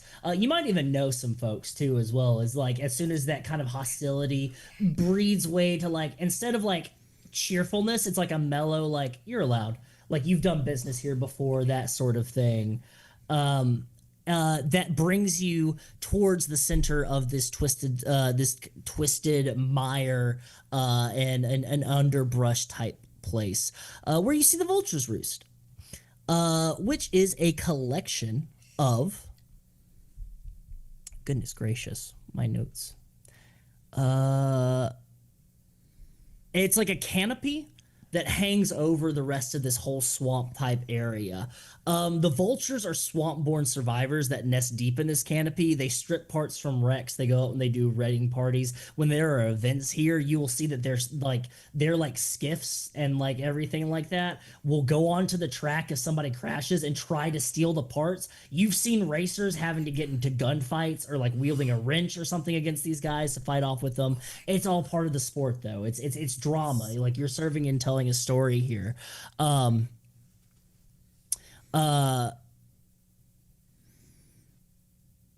you make your way there, you could see that there's a gangplank that is pulled up, that's held together by chains and rubber piping. And you can see that there are two guys standing in front of it. They both have what seem to be large caliber, slug launchers, shotgun style guns. They are wearing denim and leather, all kind of blended together, tire tread, very Mad Max, but swampy.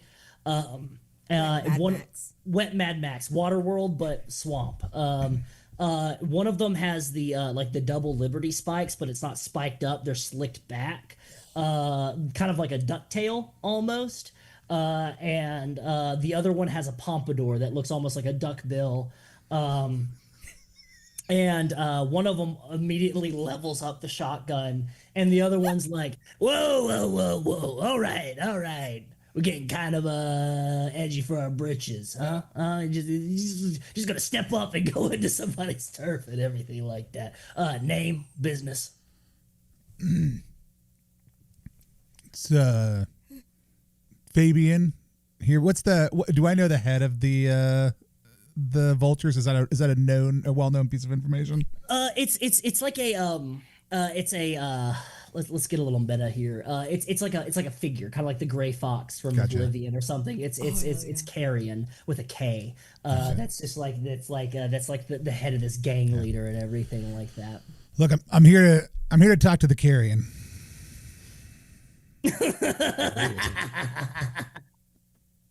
I mean, Did you say it wrong? I mean, I don't think you're supposed to put a "the" on it, but Carrion? yeah. This guy, he's like laughing and slapping the other guy. He's like, Mallard, these chuckle fucks in the Tin Man over here want to go talk to the fucking Carrion. I slowly just turn to look at him. Why don't you go ahead and I want to get a stat check from you just because that sounds fun here at that moment. Go ahead and give me this is a grit check. Go ahead and give me a grit check. Only have +1. So I know we're not racing, but let me know if this changes anything. I do have the gambit, not just another pretty face, and I know we're not racing. But because my idea behind it isn't just like, oh, I'm incredibly charming. It's I've got this fucked up metal mask that makes me incredibly intimidating and gets into people's heads. Yeah. Normally it gives people disadvantage on like their first roll in a race, but I'm hoping maybe it gives me an advantage in this particular moment. So cool. Oh, you may use it to distract your enemies, and enemy distractors may make their first stat check against the odds. Yeah, I'll say, you know what? Instead, like, this is a proper use. Instead of using it to like to get ahead, you're using this to kind of gain entry with a couple of tough guys. So we'll say the vice versa. Hey, yeah, we'll play rule of cool. I like to think of this as a race to get inside. You know what I'm saying? Yeah. I don't give a frick about Raw. I don't give a frick. Okay, we're playing cool over here. Life is racing. So yeah, go ahead and give me a grit check, and that's going to be instead of against the odds, you're going to go ahead and get a little bit of a bonus there. That is great because I rolled a 5, a 2, and a 2, so that's 7 + 1 and 8. Gets you right past it. Go. Mallard stops or not Mallard, but the other guy stops laughing, and then Mallard goes, Bill? Yeah, Mal. The tin one staring at us. Yeah, Mal, I can tell that. You want me to go ahead and radio up Carrion? Go ahead and radio up Carrion. So you can see Bill, the one with the swoop, instead of the pompadour, turns around and goes over to like what looks like a payphone that's been retrofitted, goes ahead and pulls out a receiver and then hits a crank a couple of times, and it makes like a dial-up noise as there's like calling up, and you can hear the and then a little bit of like talking and everything like that. And the other guy goes ahead and lights what looks like a backwoods cigar. It's just like a very like crooked, like not well rolled cigarello, and just goes, holds it out to you, Dallas, first. There's no mouth part on it, and so we'll take it and like look at it. And then like move to hand it to Duke. Zero just looking and telling you, just do it. Yeah, nice thing. Goes ahead and lights a match at the end of it, even though it's just like kind of pushing us. So y'all come around the graveyard often? Oh, yeah. No, the sights. You know, I love that trash over there. He like narrows his eyes, and you can see that trigger finger gets a little itchy, but then immediately the presence of Dallas is just like brings him right back. Hey Bill, you got any motion on that? And then you hear the gangplank starting to get lowered. as you can hear like crackling on speakers. Enter. Zero starts walking, just winks at Bill. I push the cigar back into his hand. I'm trying to find a way to have you two between me and him with the gun, but also not be first. I need a barrier of the men around me.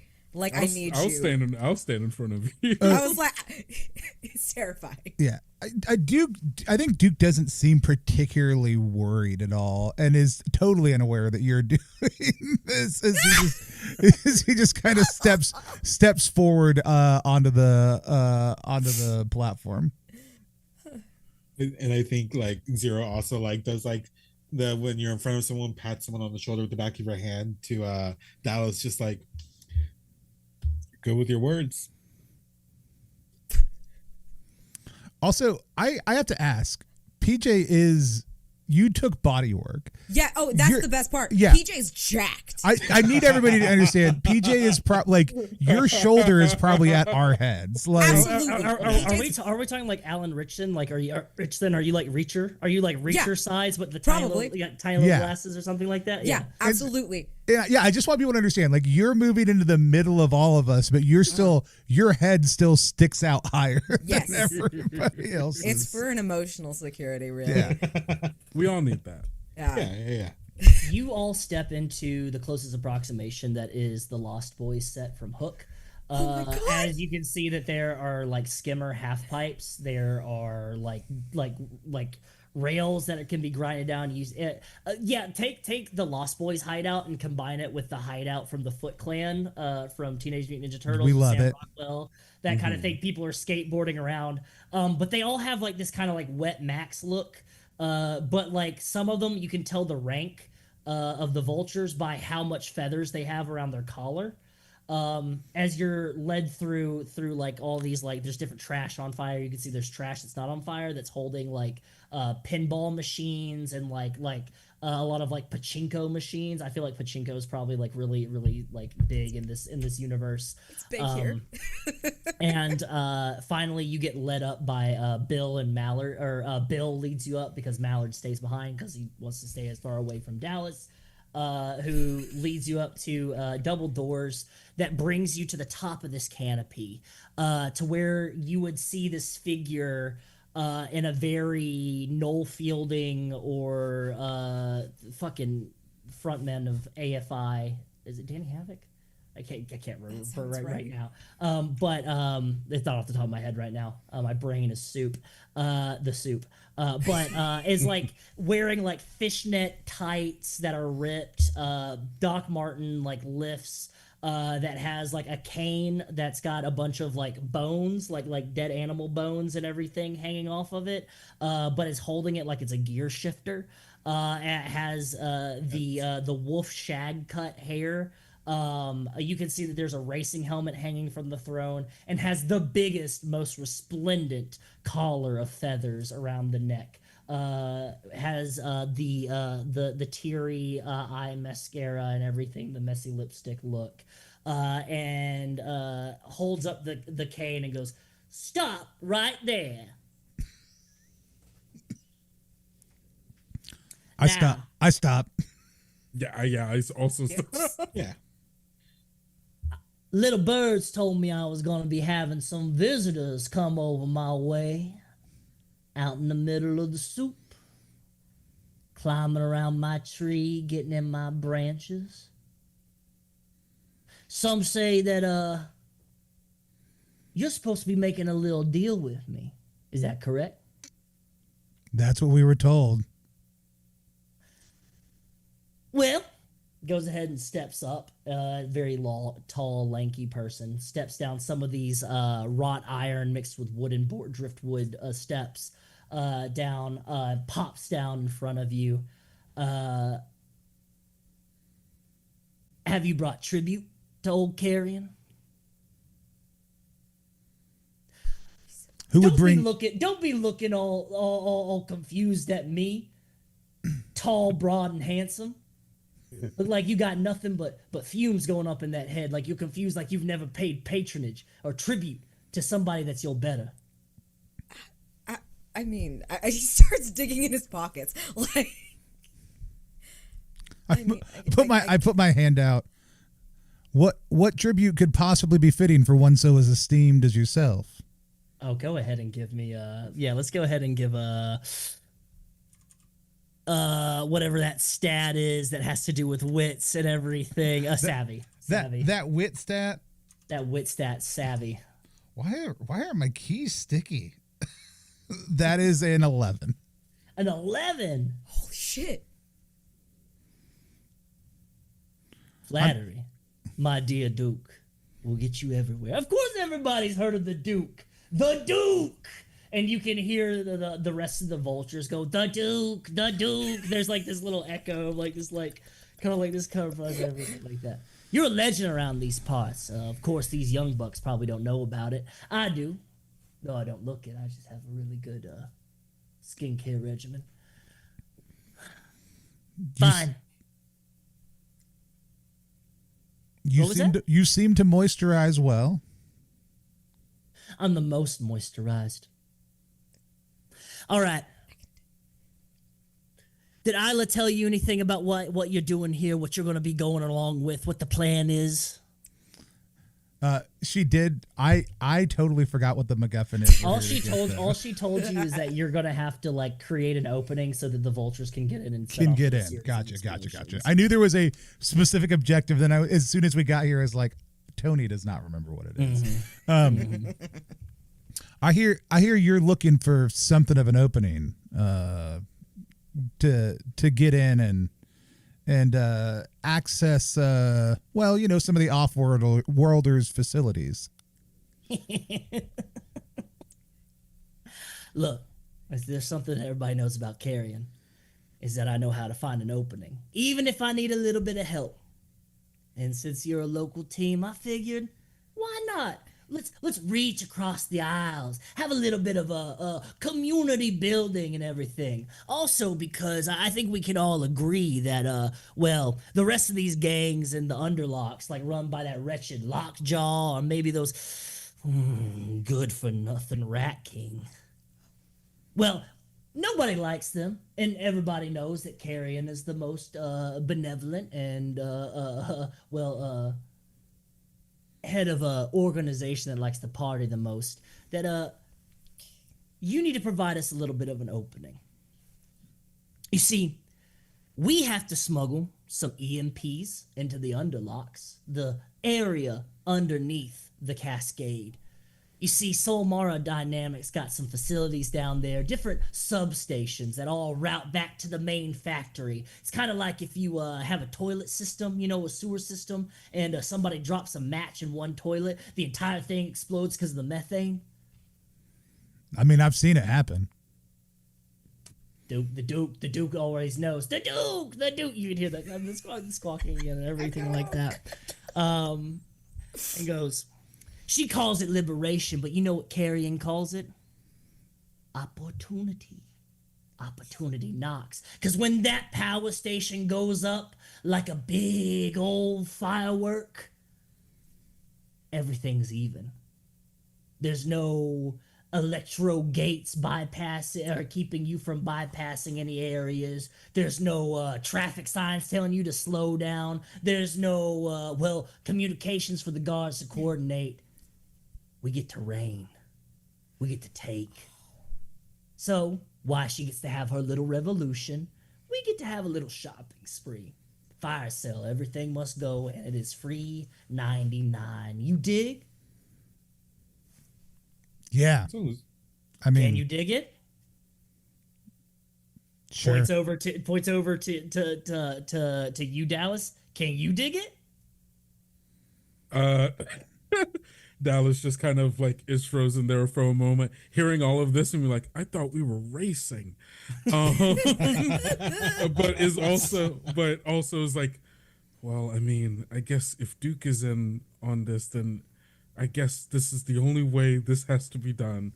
And so, like after like a couple of silent moments, there, just slowly nods, makes her way over to Zero. Puts an arm around your shoulder and goes, I know this tall, handsome, tall drink of water gets it, kisses you on the cheek. I mean, I'm all about getting even. Getting even, exactly. Now you may be thinking, what does this have to do with racing? What does a blackout and revolution have to do with racing? Thank you. Well, Yeah. I've been wondering. Well, if you just wait for the storytelling to happen progressively and naturally, and you have a natural rise up, I'm getting caught off guards and everything like that. It's fine. You're just so built like a brick shit house. It's impressive. Anyways, where was I? The racing.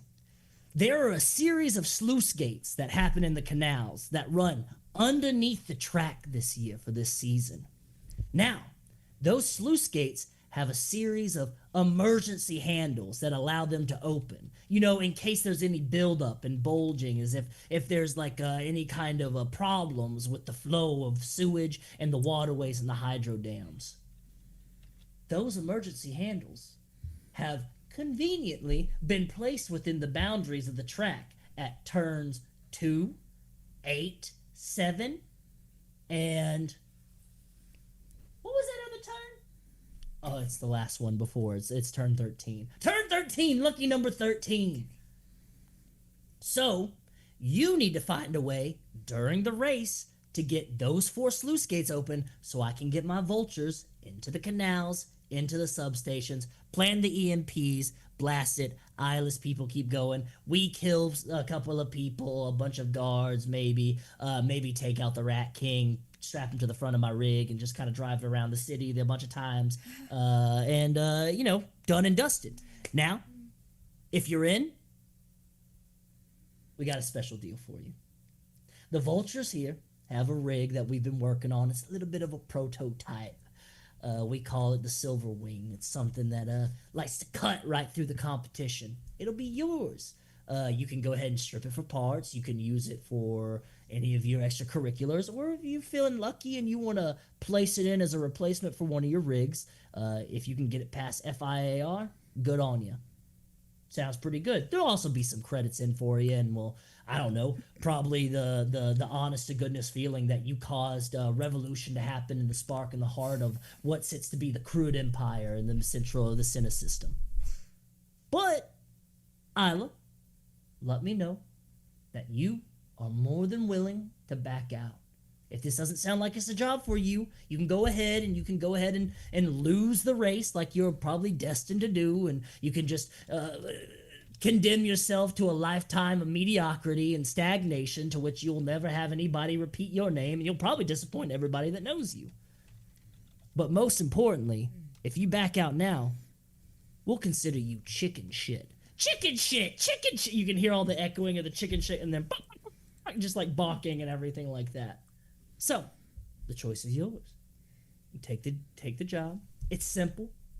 However you handle those little, whatever they're called, emergency valve. I'm not a technical engineer. I got a guy for that kind of thing. But, you handle that.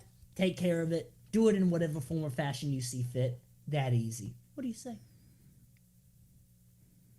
I look at everybody. I look at the other two. I look at Duke. We're in. Hell yeah, that's what I like to hear. Okay. Great. I will go ahead and provide you a diagram. Has somebody hand over a tablet to him, and takes it, grabs it, and like slings it over like it's just like a piece of like a crumpled up piece of paper that will go ahead and end up on all of y'all's like data decks, whatever you have, whether it's like a wrist computer or a data pad or something like that, of the details of everything that I just listed out, so that you don't get confused and everything like that. And then gives like a rooster crow.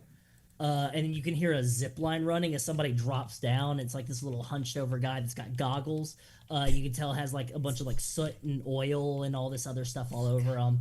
And then hands over a double barrel sawed off shotgun. And then holds it out, not to anybody in particular, but it's just like, you may want this. Why? Well, I mean, just go ahead and immediately grabs it.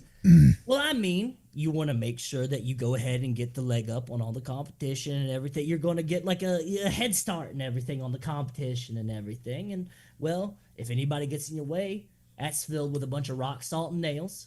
You go ahead and just aim that at, an engine or a component or, heaven forbid you want to use that on the little, levers, then sure, if you want to be boring or try to aim a shotgun blast at one of those, you can use it. But essentially, you want to take out somebody, there you go. Now, I only got a couple of shells in it, so you can't use it too many times, but I'm sure if you know how to fashion ammunition yourself, go crazy for it. This thing looks kind of like a blunderbuss. It's like literally if you put like spoons and forks and knives and other kind of materia in it, it would blast out. It seems like it doesn't have a lot of accuracy, but it's got a lot of kick to it. But yeah, that's good. Great. So, do we have quorum? Are we all on the same page? We all good? I look at Joe again. And the look this time is, how many times do we have to tell this guy we're in before I look back and say, yeah, we're in. We're in. Okay. Get that rig to Dukes. Already? The silver. Check it out. Yeah. Okay, fine. Oh, God, you're so impatient and everything like that. Also, I was asking you if you're ready because I improve only enthusiastic and constant consent, all right? I need to hear it all the time and everything like that. So if at any time you're feeling trepidation or anything, I back up. You know what? You can go ahead and shade me for being respectful. You racers are all the same, okay? You all look down on us as we're gangster scum or we're criminal trash or anything like that. But we have a code of ethics. We have a moral standard. Do you have any moral backbone in your spine? Do you? I bet you have so much moral backbone, tibia, femur. Just looking at you, PJ, just PJ's I'm trying to get smaller behind the other guy, still bigger than all of us. Please, get this hunk of mass out of my sight before I just start picking at your entrails and everything, please. I still can't tell what's in your face.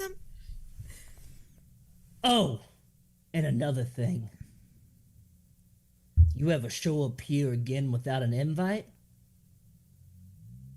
Be sure to talk to Bill and he'll let you in. He remembers you and he never forgets a face. Points at Dallas and then starts climbing back up the steps and then plops back out of the chair. People start skateboarding again and everything. Or skimming again, yeah. Right. Love it. What the fuck? You all make your way out of the Vulture's Roost and prepare for race day, which we'll get into right after a break. Let's go ahead and take a nice little 10-minute break. We'll dive into our racing and everything. We'll be back in just a minute to keep on playing. Also, enjoy this music by Behold, who made music for each of the Orbital Blues projects while we are on break. Absolutely. Yeah. Behold.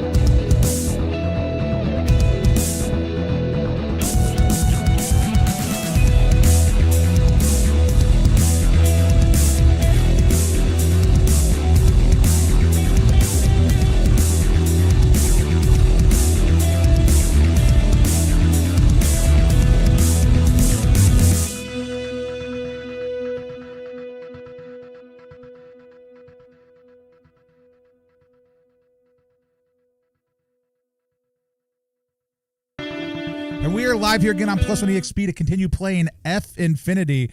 While we were out, I did say some cursed words. Those cursed words were Go Puff exclusive Twizzler dirty soda straw. You can do Googling on your own and find out what that conversation was about. Take your soda game to the next level. Wes, why don't you take us back into F-Infiniti? Damn. I think that was the most Philly thing that's happened to me in the past like 12 days. That's great. That's fantastic. Excellent. Well, we're going to be diving back into the next day, where it's race day. And by the next day, I mean it's been like a series of days, because within racing, when you go to a location for a race, there's a series of events. There is practice rounds. There's like practice so you can get used to the track and everything like that. There's the qualifiers, as well as the like race itself. And there's also other events too, fun stuff like paddock stuff to happen and everything for like kids. Paddock tours where like a different like pass holders can go to see where your pit crew like works on the car and everything. Meet and greets, sponsorship deals, parties. Like truly like watch like the Formula One Drive to Survive like series. Like it is so hyper dramatic because it's like they're like, oh, it's a reality series and everything like that. A lot of the racers dive into it, but like the amount of events these racers have to go to where like the main focus is partying and like drinking, and they do not participate in alcohol or anything at all because they have to have their bodies in peak conditions is wild. But like you're all going through this, so like I want to kind of get a general as we montage it up and everything like that. What would be kind of, you now know that you have to like do some finagling to get these 4 sluice gates open for this crew within the period of a race and everything like that. So like kind of what's like a montage of preparation over the next few days for each of your characters? What's going to be like a main prime focus to get ready for this race? I got to check out the Silver Ween. The silver wing. I mean, I know it, we all know it's wing, but Levi misheard that in chat as ween, and I said that's what it's shaped like. Well, it makes sense because you managed to like acquire it from an ocean man.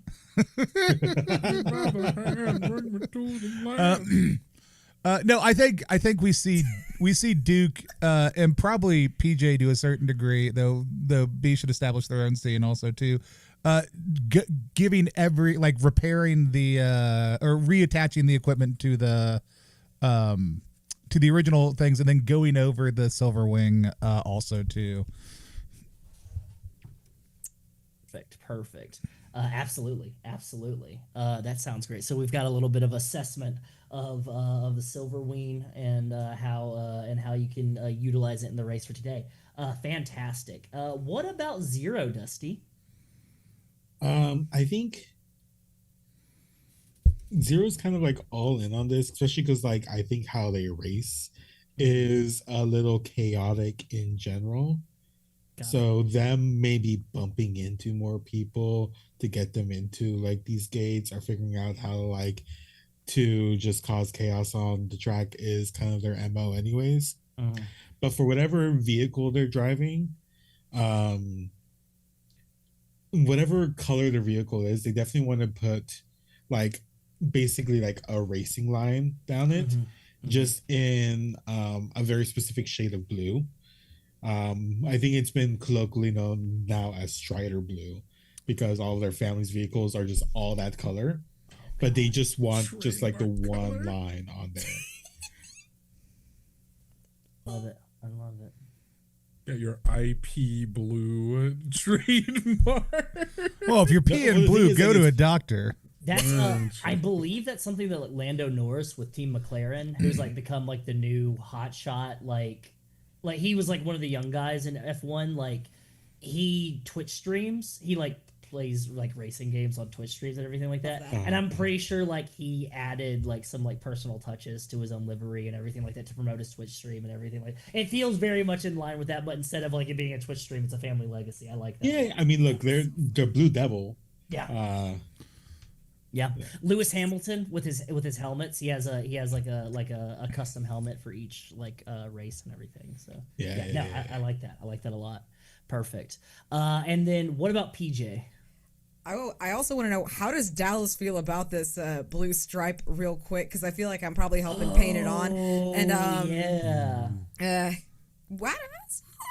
feel about that? I mean, obviously Dallas doesn't say anything to anybody. but I do, but I do think that like while you all are working on it, like in the workshop, like there is probably a point where like Dallas like walks by as you all are doing it, and then like stops and like is like watching from the doorway as you all are like painting it, and I can like imagine the scene of you like backing up, like trying to like get like a good look at it, it's like, okay, was it right or whatever, and then like seeing like my shadow in the doorway, and then like as you all turn to see me, there's a couple of moments and like a nod, and then just like walking away. And everyone's like, what does that mean?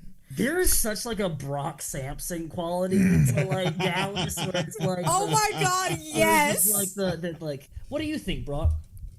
I'm at the edge of losing my shit. Just like, Yes! But that's how people perceive him more so than he actually is. So beautiful. I'm just sitting here. Is what's happening underneath the mask, underneath Yes, the hood. but you're so scary. No, but like truly, like for him, he's like he stops by, he sees, and he goes, "Oh, that's really nice, actually." And everyone's like, what does it mean? Should I do that? Would Grandpa like that? So I want to do something a little bit unique here. As we're seeing these montages of events, these swirls and everything like that, working on it. When we get to the racing part, everybody's gonna have to make like an initiative roll. They're gonna have to make like some kind of like roll that like kind of helps determine what the starting grid is, who's in pole position, who's the top of the pack at the start of the race, and who else that fits in. And this includes crew members as well. If you're not a racer, this includes you, because it determines of when you go, and like because whoever is that turn, you're the decider of the action when it occurs. So I'm going to go down the line here, and I want to get a roll from each of you. And this will kind of determine whether you're rolling flat or if you are rolling. So like if you roll an 8 on this roll, then you're rolling flat. If you roll under, then you're going to roll against all odds, and on your initiative roll. And then if you roll exceeding an 8, then you're going to roll with advantage on that as well. So let's kind of start with the Duke here. The Duke. You said this is a flat roll? Yeah, so this will be a flat roll for you, since this is going to be a savvy check for you. Okay. Since you are, yeah. So that'll be a 9. A 9. The first time I rolled a 7 on the die, and I was like, that's not a 6-sided die. And so I rolled again, but it is a 9. So you are going to be rolling with upper hand. Okay. Which means you are going to be rolling with 3 and taking the 2 highest on your initiative turn there, Duke. And so just kind of like I love the idea of like what we're playing with is like there's all these tools and everything and gathering them together. If a crew member, if you end the race and you are in the lead, so to speak, I think it's kind of like that whole idea of like your team's gonna win the race, of course, but I think it might come down to you get to determine determine how things shake out, that sort of thing. Like you kind of have like narrative fictional positioning of what happens at the end of the race. A lot of the things that you need to focus on, we'll dive into that. But great. So we'll have a 9. You have upper hand on that. We'll as we get into the races, we'll focus on to that more specific details there. Let's go with 0. You were getting everything prepared and everything like that. Kind of like focusing on the race at hand and determining like who you are, and like kind of like holding on to your heritage, mentally preparing yourself and everything. Let's go ahead and get a grit check from you on seeing how well you can maintain that mental. Oh yeah. So with my grit, that's my +2 stat. That's only going to be a 7. Perfect. So you are going to be rolling against the odds on your initiative check. You're kind of getting rattled a little bit here, that sort of thing. PJ, you are in the midst of the process of getting all these preparations done. This is going to be a grit check for you as well, to kind of see if you can keep your mental while you're freaking out, man. Oh yeah, I got a 0 on grit. That's a 6. 6. So you were going to be rolling against the odds as well. That feels it's the first right. race of the season, you know. You can Feels only right. go up from here. And then finally, we've got Corbin Dallas. So let's go ahead and get your check here. I like the idea that this is a muscle check for you, almost, where it's like like That's fucked up. What? the idea of you like almost psyching out your fellow teammate as well, but like you could be like, do not fuck up, PJ. Do not maintain. It is a standing behind PJ as they're working on it. Just like the shadow looms and looms and looms and looms. The wettest you've ever seen, PJ. Just so damn. All carrying. Oh my god. Okay. Said Ripley to the alien queen. So that's a 3. Perfect. Go. Okay. Fuck yeah. Odds. Duke believes in us, however. Once again, it's like Duke is feeling so confident about the silver ring. The rest of us are just dying. Duke, Just dying. would you try to swap out one of the other racers like rigs with the silver wing, or are you taking this thing apart and adding it to the other rigs? Oh no, I mean I think they implied that it was not entirely fair compliant. So that's why I wanted to kind of frame up in my scene, spending some time with it. To see if the question is, do I think I can make it happen? Think through Duke. Which batteries did y'all pick is really the question, right? Like, because y'all are the racers. Yeah. Like, if you want to, for either one of you, one of you wants to get in the silver wing, Duke will get it as race ready as he can for you. But that is a racer's choice. Like, this is your vehicle. You've got to live with the where you position. He's not going to put that on you. But if one of y'all wants it, he'll get it as race ready as possible. No, they're both cowards. Never mind. Neither one of them jumped on it. I'm going with the Gallipoli battery, just because I love the slipstream overtake system. And I think like Dallas is happy with that. If you were to come to Dallas and ask like, hey, do you want it? I think Dallas feels comfortable with the rig he's got. Okay. If you wanted to push it onto him, this is a racer's choice. Yeah. But like, what kind of shits in it? Because if it's just like some like fuckery, I mean, zero's down. They're just gonna have to paint a blue strip on that window. Marking 2 of them as yours. Did I get a sense of what this thing has going on? Yeah, so this is going to be a custom battery. So this is like custom batteries in the idea of like when it comes to these middle heaven racers, when it comes to a custom battery, this is a assessment for the storyteller to kind of be able to give like their own little twist on these batteries. So this, for a custom battery, you were able to increase either one of the stats, whether it be for the rig itself, whether it be, can I please get the, oh god, here we go, for the body, the mobility, or the systems, you can increase one, any of your choice by 1, but you have to decrease another one by 1 as well, so that you get any option of how you want to assess that, which is a little bit different from the other 2 batteries, which have their own specific like increments that they shift and everything like that. And then for this specifically, the silver wing, it has something that's called overdrive.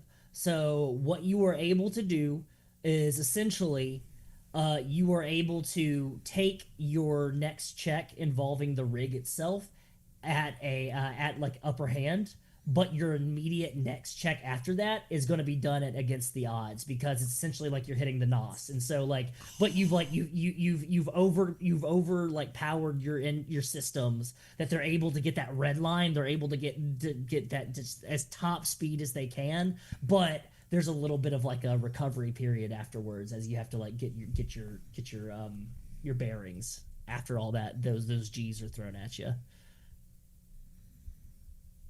Say that, Simon. Perfect. If anything, I specifically want to do it to have uh, up on body and down on mobility. Okay. So Ooh. go ahead and make that mark on your vehicle sheet. Which thank you so much to the art team from Plus One as well as Forumla Infiniti for getting these beautiful character sheets.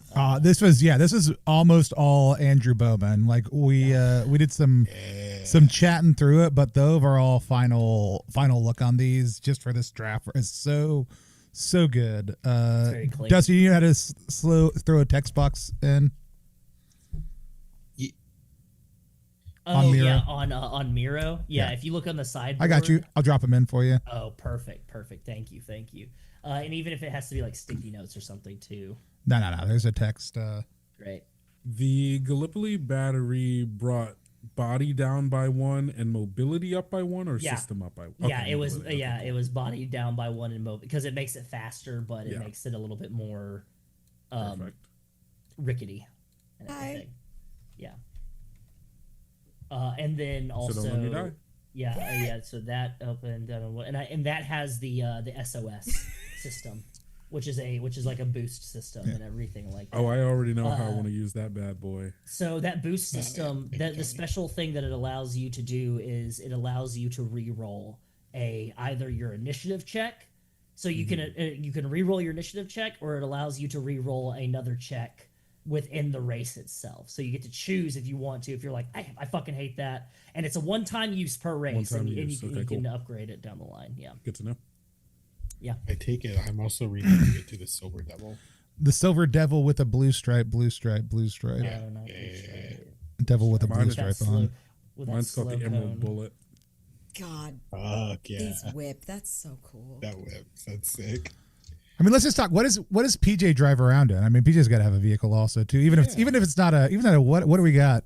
It's not a right. It's honestly, I probably abandoned my old one completely and have found something in the scrap yard here that I am gonna fix up. I swear. It's still so right now. You're just riding on the back of my light cycle track. 100%. Just like hands around my waist. Yes. Yes.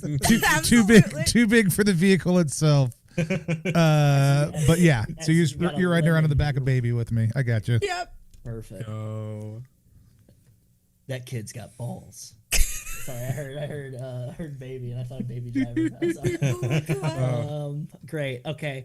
Fantastic. Baby Driver, another car movie that you can use as inspiration for Orbital Infiniti. God damn, it's endless. Fantastic. Okay. The vibe of this race day is completely juxtaposed by the living conditions on Slough. So Slough is not a heavily populated area. A lot of the racetracks, especially on Middle Heaven, there's 16 million people that live on Middle Heaven, and when it's a race day, there's 30 million people there.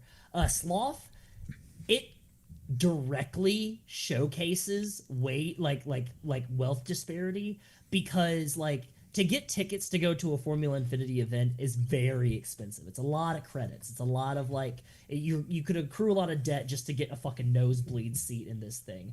And Doubly Slow Slough is the same way. Imagine if you watch any of the Monaco races, you'll see that there are a lot of rich, wealthy people watching from yachts and speedboats and stuff, watching the race from the yachts in the harbor because the race goes directly around the Monaco harbor and everything like that.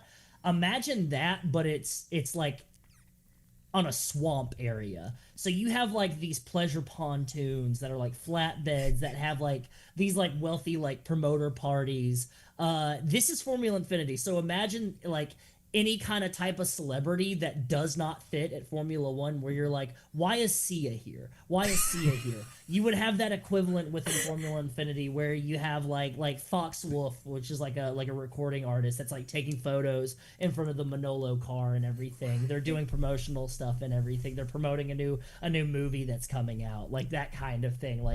It is all marketing. It's glitz and glamour that is sitting and centered right in the middle of this stinking pile planet that has been used and abused all the time. I'm hammering home the theme so fucking hard into your skull nowadays because you have to nowadays.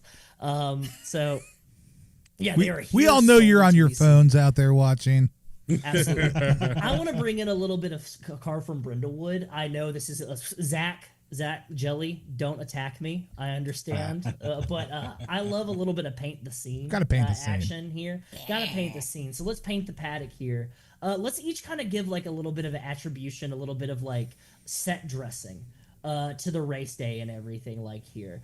How are y'all able to, like, what are we seeing around the racetrack or the paddock or the pleasure areas of this race that incorporates something that would be a part of Slough culture that has been marketed, that has been consumerized?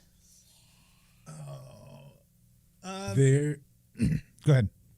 there is in the stands. I mean, you can hear them all the time, right?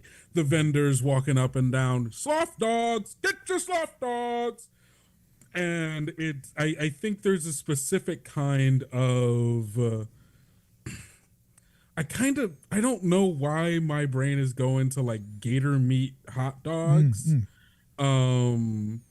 And it, like, that's what it is. Like, you know, it's a classic slough glizzy. It's because the Space Pope said you can eat gator meat on Fridays during Lent, and so Exactly. There you go. And this is during Lent now, I guess. Yeah. So you see them in their, you know, their big slough dog, like carrying things, going around selling to people. And tragically, like, it's during this period of time where like slough dogs get incredibly expensive because it becomes like kind of an iconic food of the planet. So it actually becomes prohibitively expensive for people from like regular day like slough people to be able to buy them, and they're actually like in the prime seats is where those are being sold. So it's like people with like the nice suits on. Right, who's like, ooh, yes, perhaps today I will have a slough dog. That sounds pretty good. And like, just like, I'll tell you, I'll say Noma Jean's got the children over at the playground, and I'm gonna be sucking down a couple of slough dogs, if you know what I'm saying. exactly. I do declare. The swamp apes, there are vendors outside selling genuine swamp ape fists, but they are just designed to be articulated like it, so that you can actually slide your hands inside of them and wear them like Hulk hands. But when you smash them together, it makes a roaring engine noise instead of an ape scream like normal. That's actually kind of sick. I kind of love it. I kind of love it. And they are formed to perfectly fit the giant cups from the stadium in one of the hands also. Of course. Oh my god. Child toys. I think they peaked at Hulk hands. I think that is like the last, like, that's like there's never a toy. The last Moon basket of children's shoes, toys. Moon shoes, Moon shoes plus Hulk the combo, At the like same time. coming at you like a Dark Souls boss with the moon shoes and Hulk and the swamp ape fists. Amazing. Fist and the slow dog. Oh god. Yes. Amazing. Excellent. Holy shit. All Dusty, right. did you have one? Yeah, I was thinking that there is probably also like not groupies but fans of the teams, and so like there's people repping like all the team's gear, so you see like just a sea of like gold or yellow or something, and it's like all these like jackets or like the hats that say the team name. There's people holding up the signs, and there's people like selling like the foam fingers, but maybe it's like a gator paw, or gators don't have paws, but gator hand, like a giant one that just says the team's name, like number one, for whoever is like the favorites, the number ones for the F-Infiniti. And I think the people who aren't wearing that shit, the really rich people, are wearing space nutria fur.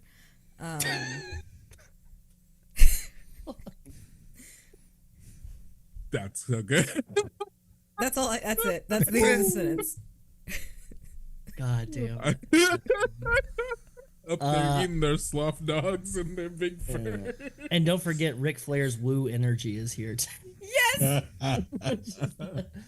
Just a little bit of real world bleeding in. Who's the sponsored artist like playing the music? Oh, that like will sing like the Sloth national anthem. And Yeah. Which goes like. Everybody at once. 3, 2, 2, 1. What goes We're bad at this. In the swamp. Yeah. You got the rest. Yeah. You all know it. You all know it. Yeah, we don't have to say it. Jackson Caruso, I guess, would be the equivalent to Jason Derulo doing it. So there you go. Oh my God!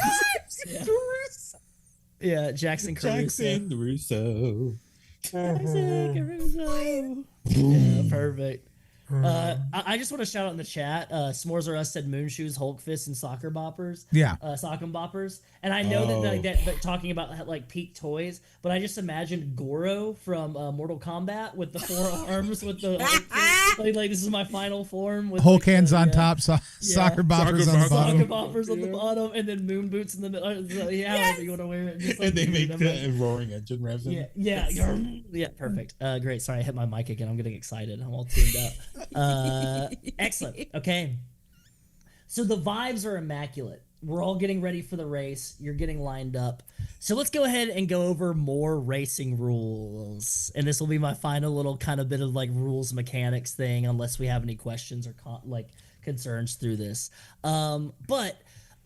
So we have bespoke racing rules that come into play with Formula Infiniti. Wanted to make something that kind of felt of its own, but you could very easily slot it into Orbital Blues. So let's kind of start off with like the format of a race. So races are determined, like the difficulty of a race is determined by the race length. And that is determined by how many laps they are or how many cards I'm going to lay down. So a race with 4 laps is much more manageable than a race with 14 laps. It's just less checks that you're having to make. It's less things that you're having to deal with.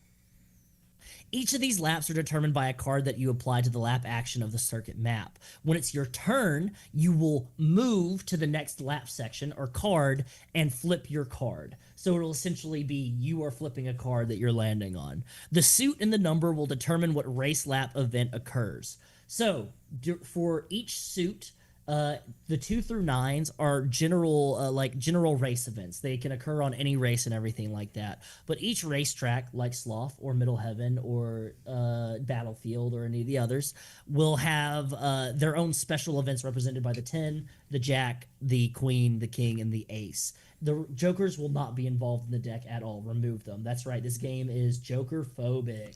Filet-O-Do was bad. With that, at the start of the race, we will determine our turn order or grid position.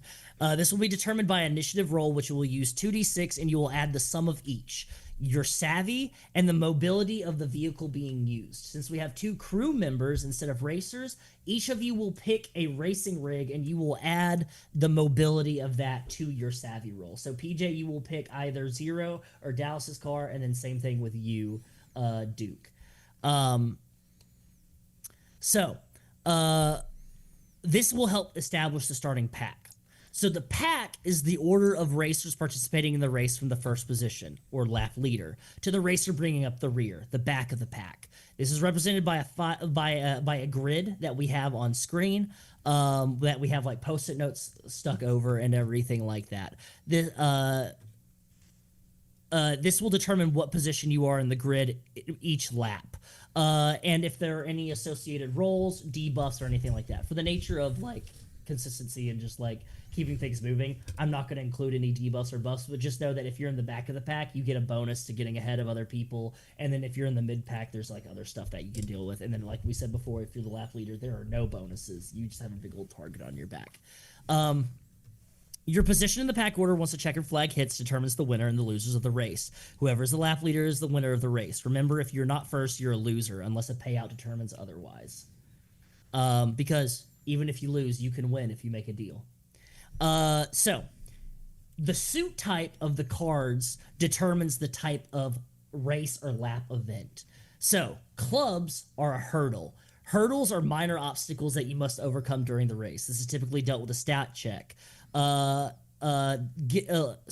Being successful at this check typically involves you getting closer to the lap leader, while failing this check can cause you to lose position. Examples being a satellite drifting onto the track, an oil patch on the pavement, or security forces begin to take chase, like Need for Speed. Diamonds are fortune. Fortune are minor boons that are bestowed during the race. This is typically providing you with an item, an opportunity, or a boon from the laps to come. Examples could be a repair kit from a sponsor. It could be assistance from, you could have like one of your teammates give you upper hand, or it can be that, one of your opponents gets against the odds on their next check. Then you have hearts. These are favors. A favor is a major boon you're bestowed during the race. These are typically helping you gain a major position, repairing your vehicle, or removing a fellow racer from the pack completely. This can be getting a full service, like if your car's taking a bunch of damage, you get a full-on upgrade, so you're going back to top up. It could be a bonus to your stats. It could be completely removing another racer from the race. It could be switching positions with them as well. That kind of thing. It's big, major wins. So sometimes, and some of them, you can bank them. That sort of thing. But most of the time, they happen and they occur immediately at the stop. So some laps may require stat checks. Some provide a benefit with no check needed, but many are hazards meant to give your competitors the upper hand at the worst moment. You are constantly carrying that weight.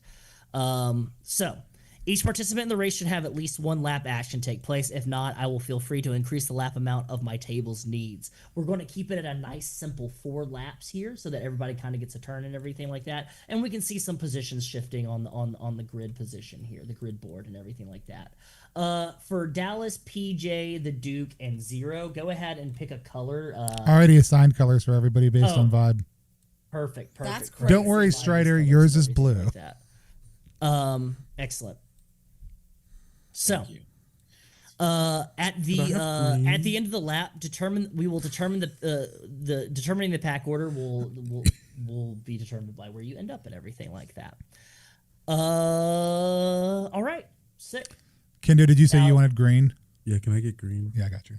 Thank you. Perfect. I'm gonna go ahead and add a little bit of flair and everything to this, but let me go ahead and did I miss what spades were, or did I fucking zone out? Black bad, red good. Black bad, red good. Spades are the I might have just not even said it. 1 second. I might have gotten distracted and everything. Kendo, are you going to get me canceled because I said black bad? Okay, yeah. Oh god, there we go. Yeah, Jesus. Okay. I just saw Turn the off the smile. stream. Stop the Backerkit. We're doing pack it up. Folks. Shut it down. Shut it down. Spades are tragedies. So they are major obstacles that you have to overcome, and succeeding at this check allows you to keep your position in the grid, but failure often leads to destruction, a major loss in position, or just removal from the racing world entirely. Jesus Christ! That kind of Yeah. Yeah. The whole racing world. Getting like removed, getting banned. Yeah. That kind of thing. Getting removed. Oh, okay. Storyteller's discretion, that sort of thing.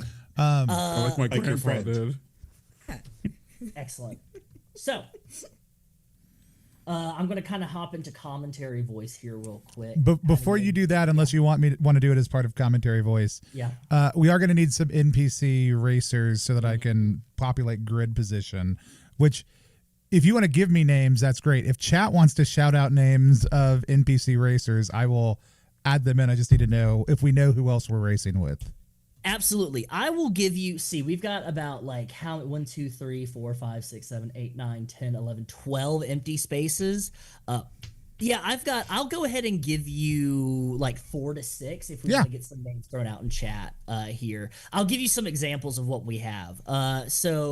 Immediately, the top racer right now this season, the champion of last season, is Olin Manolo, who is the heir to the Manolo family.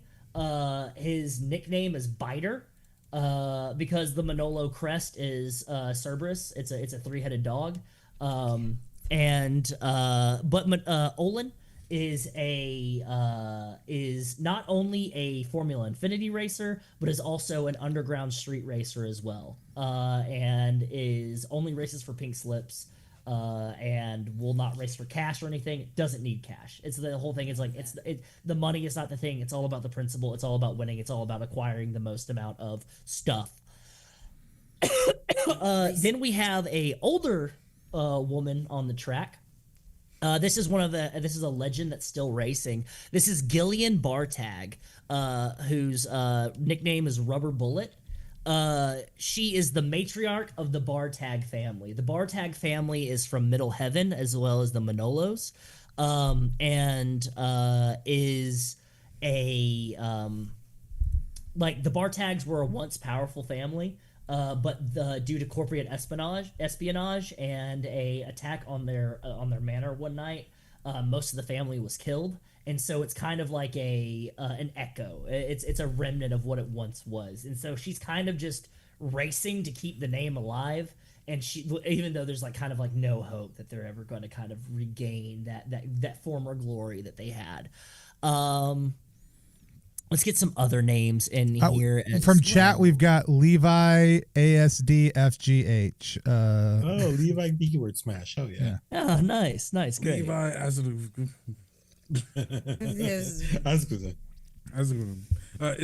it's actually an acronym. Oh, yeah? Tell me now, Kendo. What is that? So it's Levi Aspartagus spelling defunct friggin' great hands. From the friggin' great hands tradition. The great hands team, yeah. Yeah. Friggin's actually known like for their good handling. great hands. Known for the of good the steering handling. wheel. Exactly. Obviously, just because of the steering wheel. They all have various skills with their hands. Yeah. Absolutely. Let's go ahead and get Bowen Talbot in there, who was a underground racer that has been elevated, is a rookie in this season, is considered like a bad boy of racing. Does a lot of like the shirtless photo shoots. Has tattoos of like constellations and stars all over. It's got like the top surgery scars and everything with the chest tattoo, all that good stuff. And their nickname is Chicane.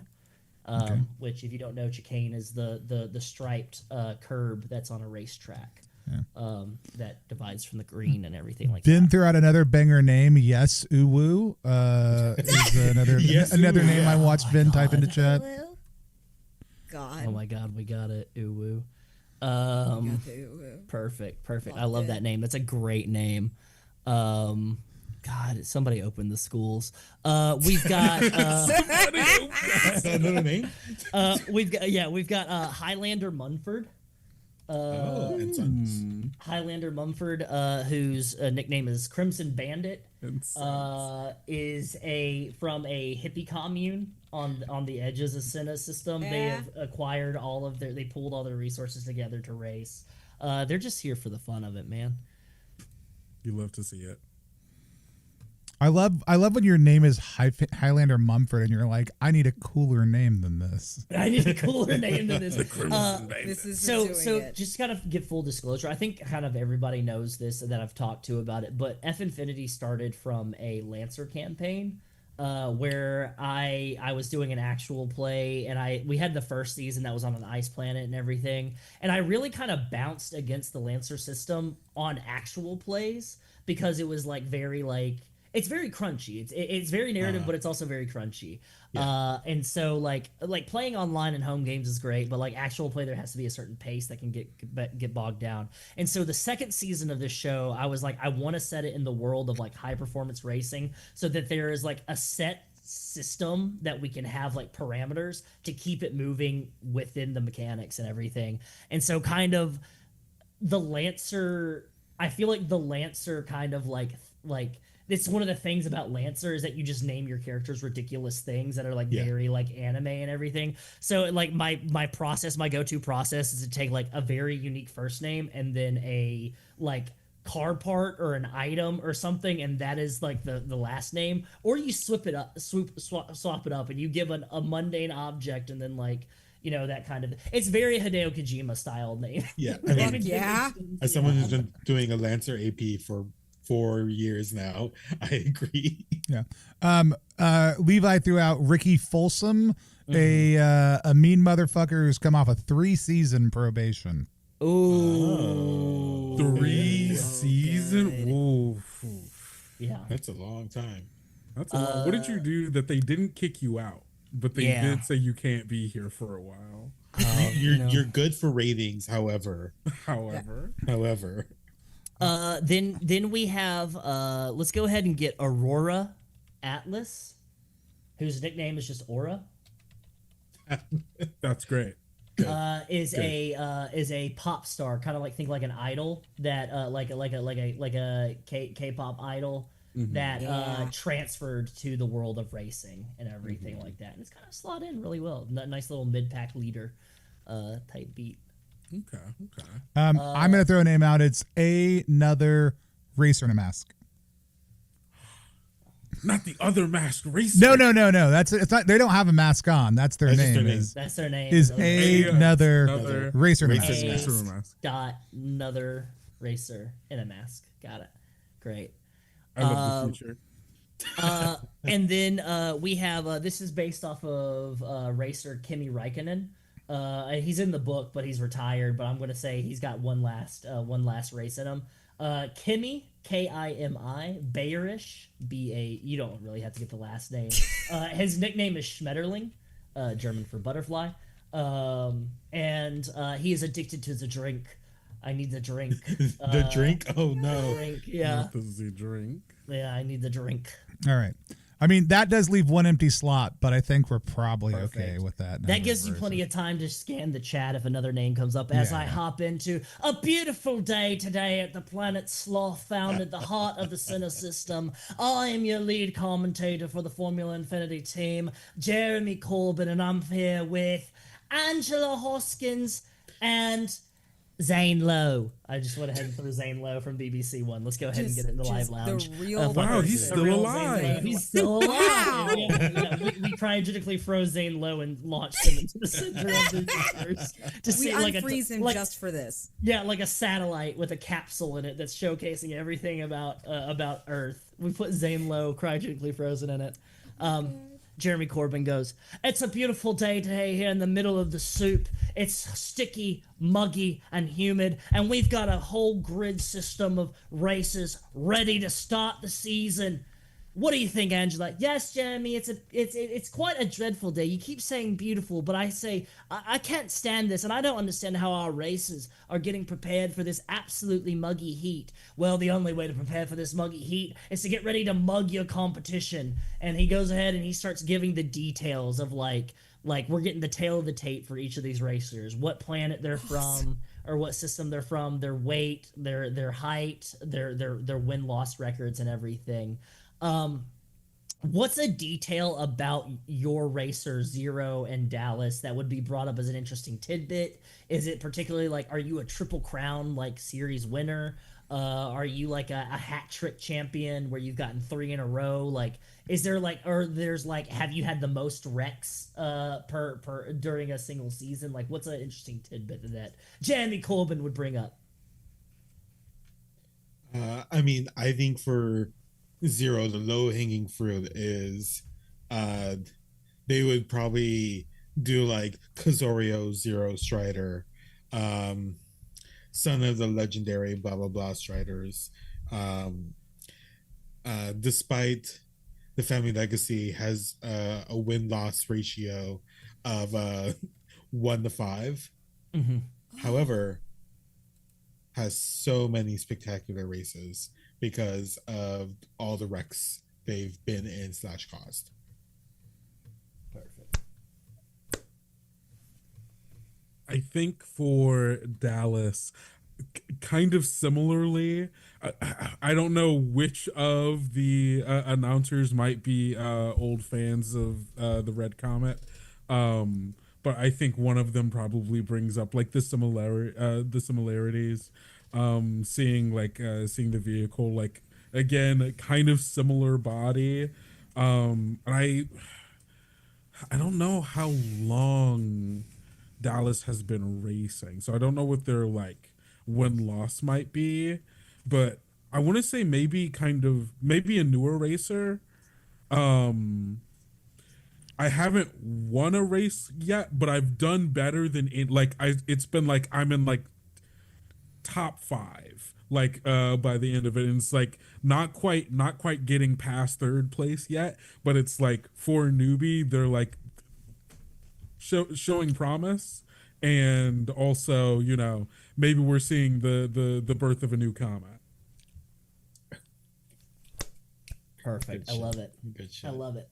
Each of you are getting prepared. You're going through your rituals and just getting set up and everything.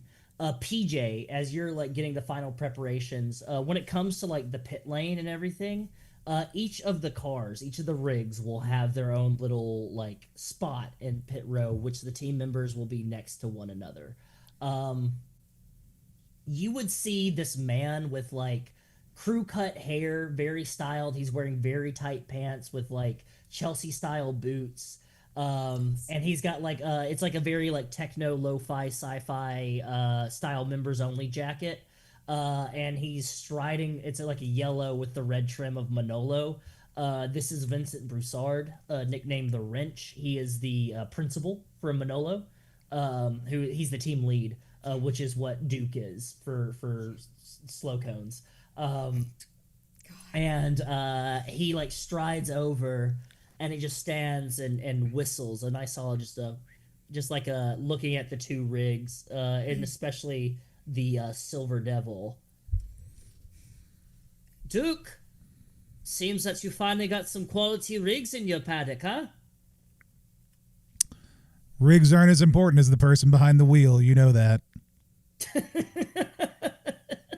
I love your childish sense of understanding of how the world works. Maybe you can just close your eyes and just dream as much as you can and clap your hands, and a fairy will have you bring it across the finish line. He's like looking under, like he's like looking at the plate, like very much trying to assess like this new fangled rig you got and everything. You seem a little worried. Turns and looks over at you. Me? Worried? I mean, you haven't paid this much interest in the last few years. Maybe I'm just wanting to say goodbye to an old friend before you hobble across the finish line of life. I mean, I'm sure you've got one more in you, don't you, Duke? At least. Well, my friend, let's make sure that it's a good one, yeah? Sure.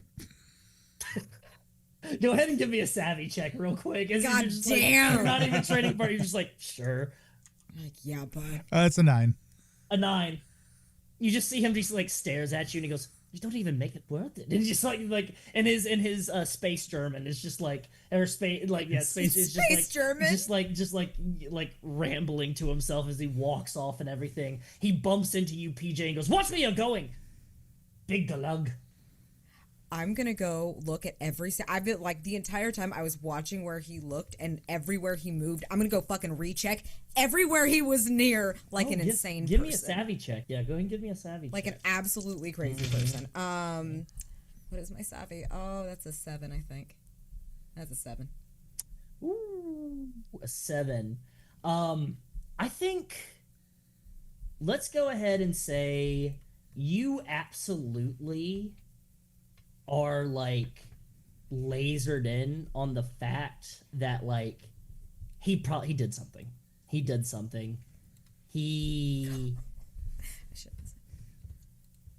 And it's that echo of, oh shit, this is exactly how it happened.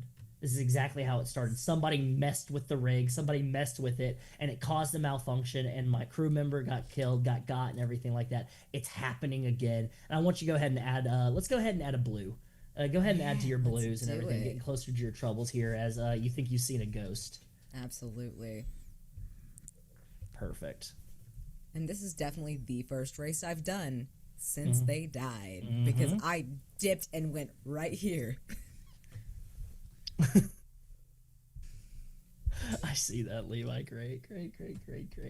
Oh god. Oh god. Yep. Okay, great. Fantastic. Excellent. All right. Well, everybody's getting prepared. Let's go ahead and see how qualifying went for everybody. So I need everybody to go ahead and give me your initiative checks. So you're going to roll 2d6, and you're going to add your savvy plus your mobility. So if you have a rig, it's going to be your mobility, and between PJ and Duke, you will choose one of the rigs. I mean, one of them has mobility. What's the mobility on yours, Kendo? 2. 2.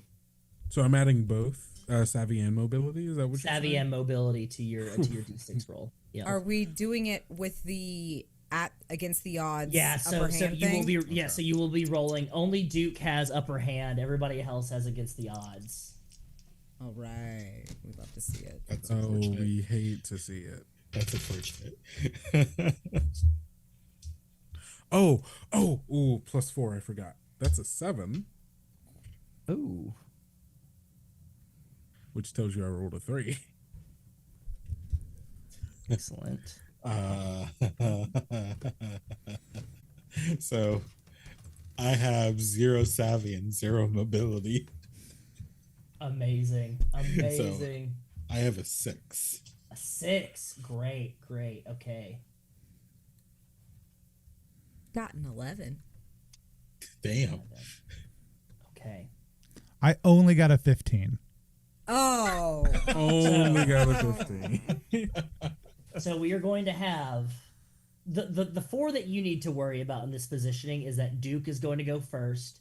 Then it's PJ. So we've got our principal and our pit crew and everything like that. Then it's going to be our 2 racers with the Silver Devil bringing up the rear in the back of the pack. And I'm just going to go ahead and put like fictional positioning wise. Olin, like I rolled Olin, he got fucking 12 on the die, like straight up, just like rolled fucking boxcars.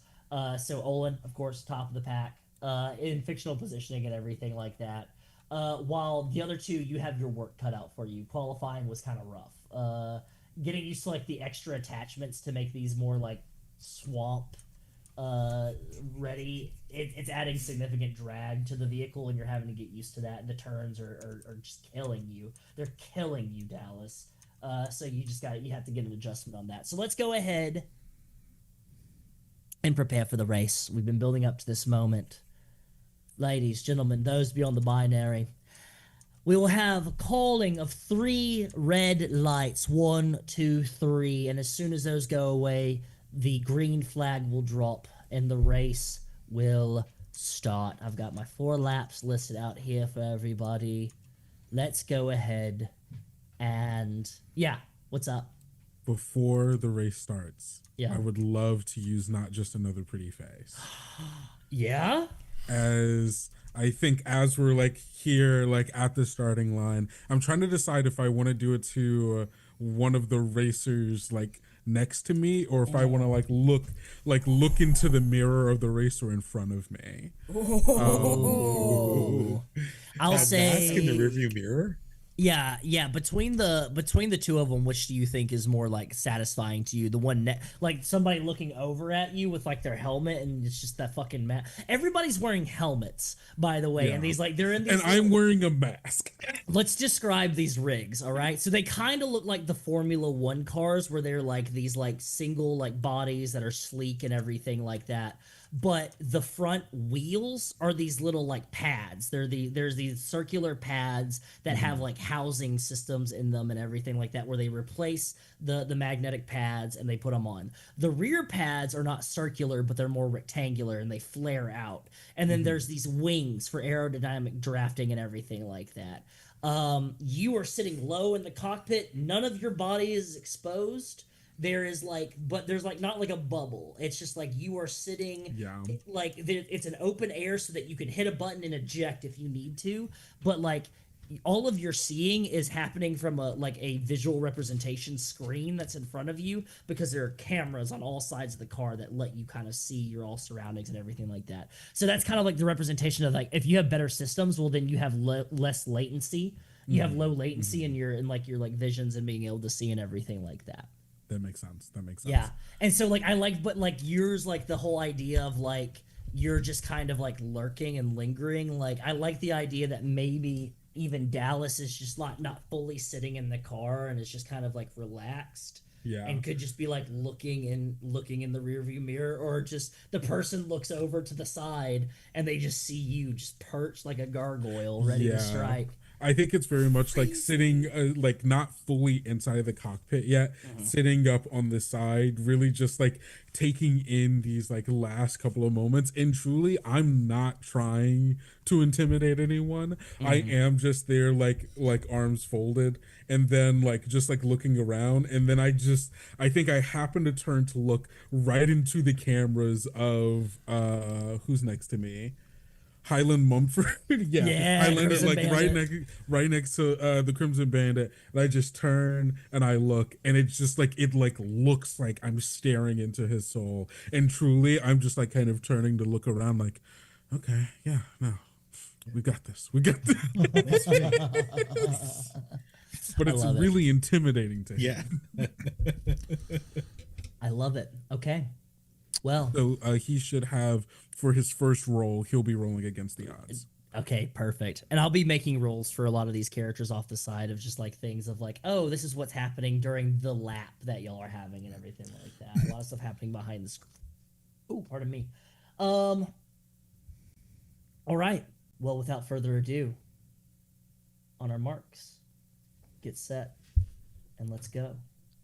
As the 3 red lights fill, and then they all drop, you can hear horns all over. Like, think like vuvuzelas and like air horns and everything, as there's just like cannon fire of confetti as you all take off. There's the roar of each of your batteries as they are like taking in all of this energy and the ozone and the track, as you can see is like you've been revving up and everything, and you're all locked in place. They're like, as much as you rev, you're like locked in place. But as soon as those lights drop, the locks go off of the plates, of these mag plates, and you're able to just rock it forward and everything like that.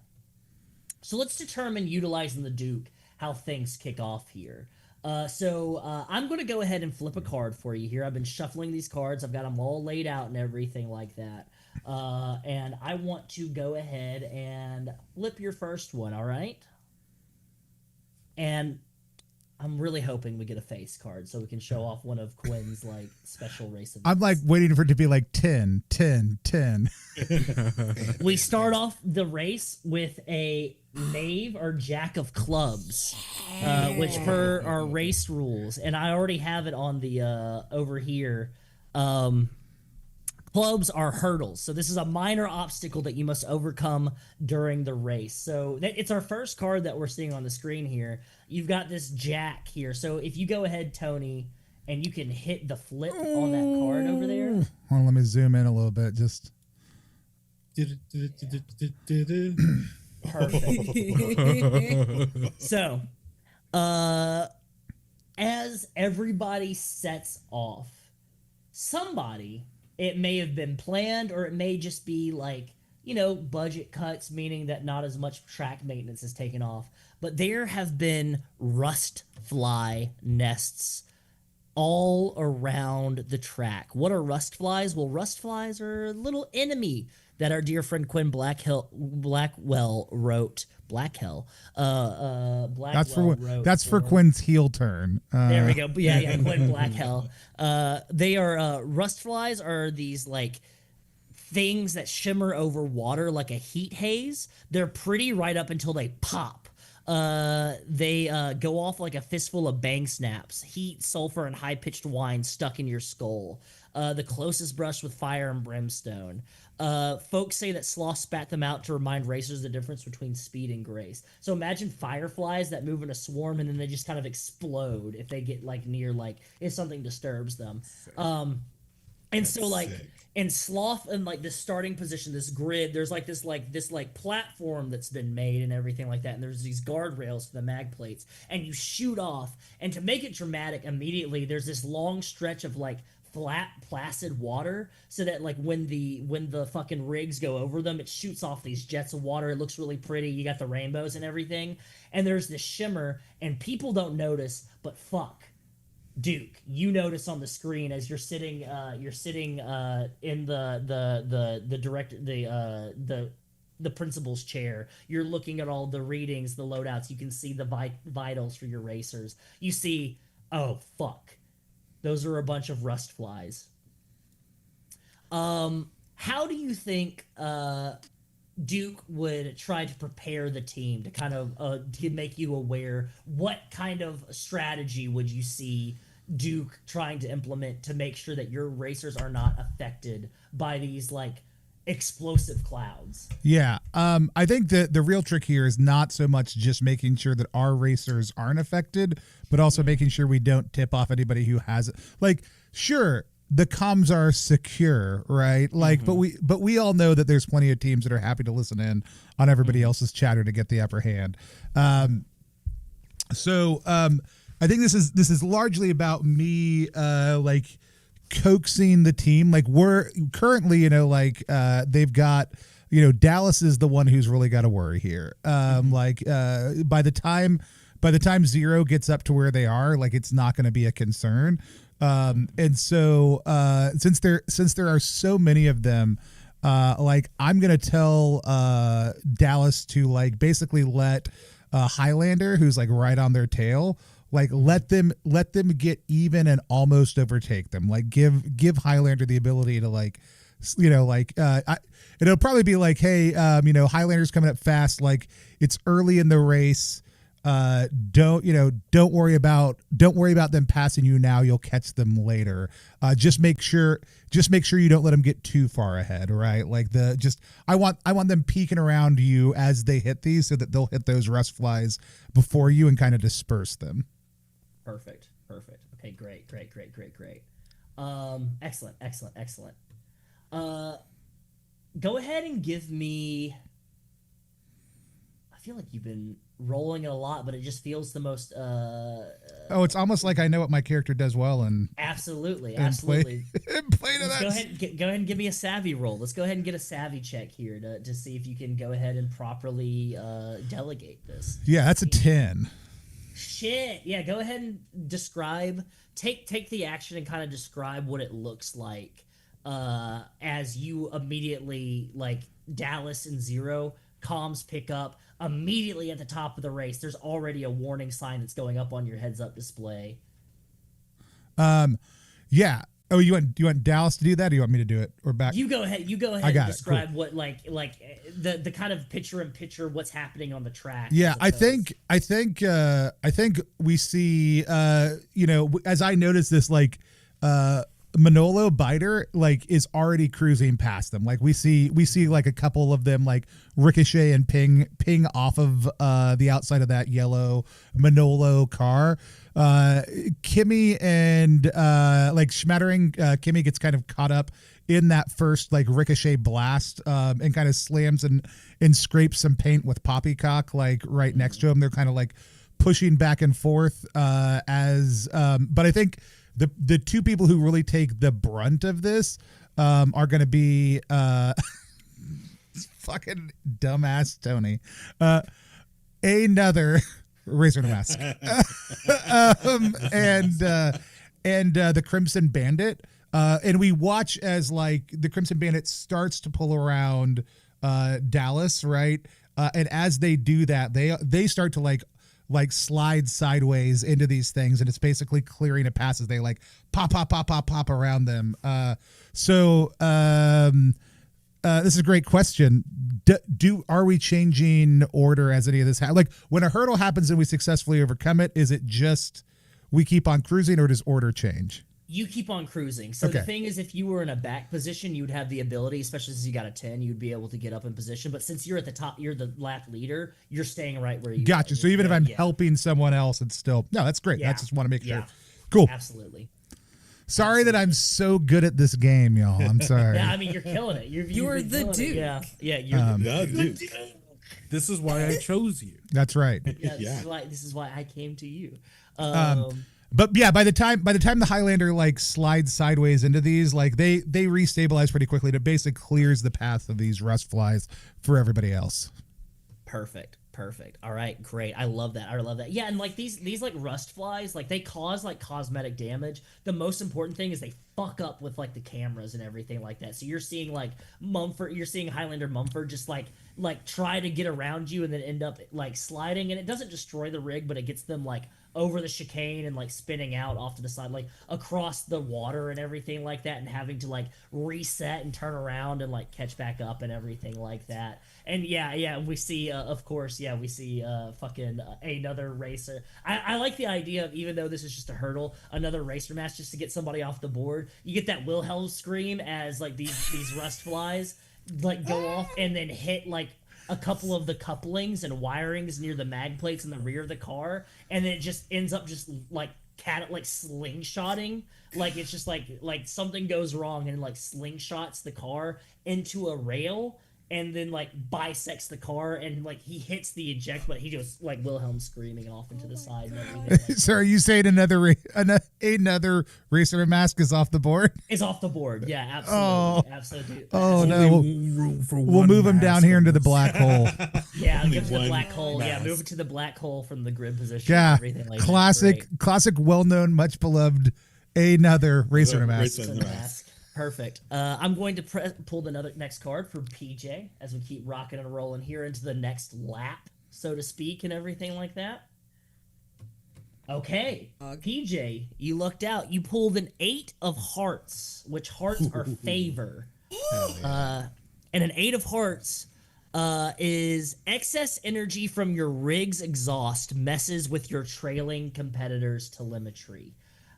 So I want you to go ahead and pick either Dallas or Zero.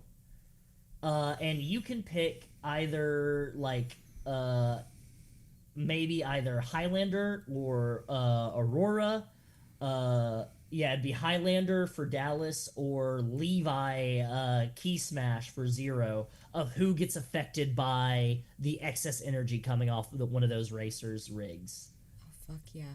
I'm gonna pick Dallas because when in character creation you pick a vibe that also defines your perception and one of the other players, and I picked Dallas as shooting star to kind of match the comet thing, because that's how I kind of see. So we're going with Dallas.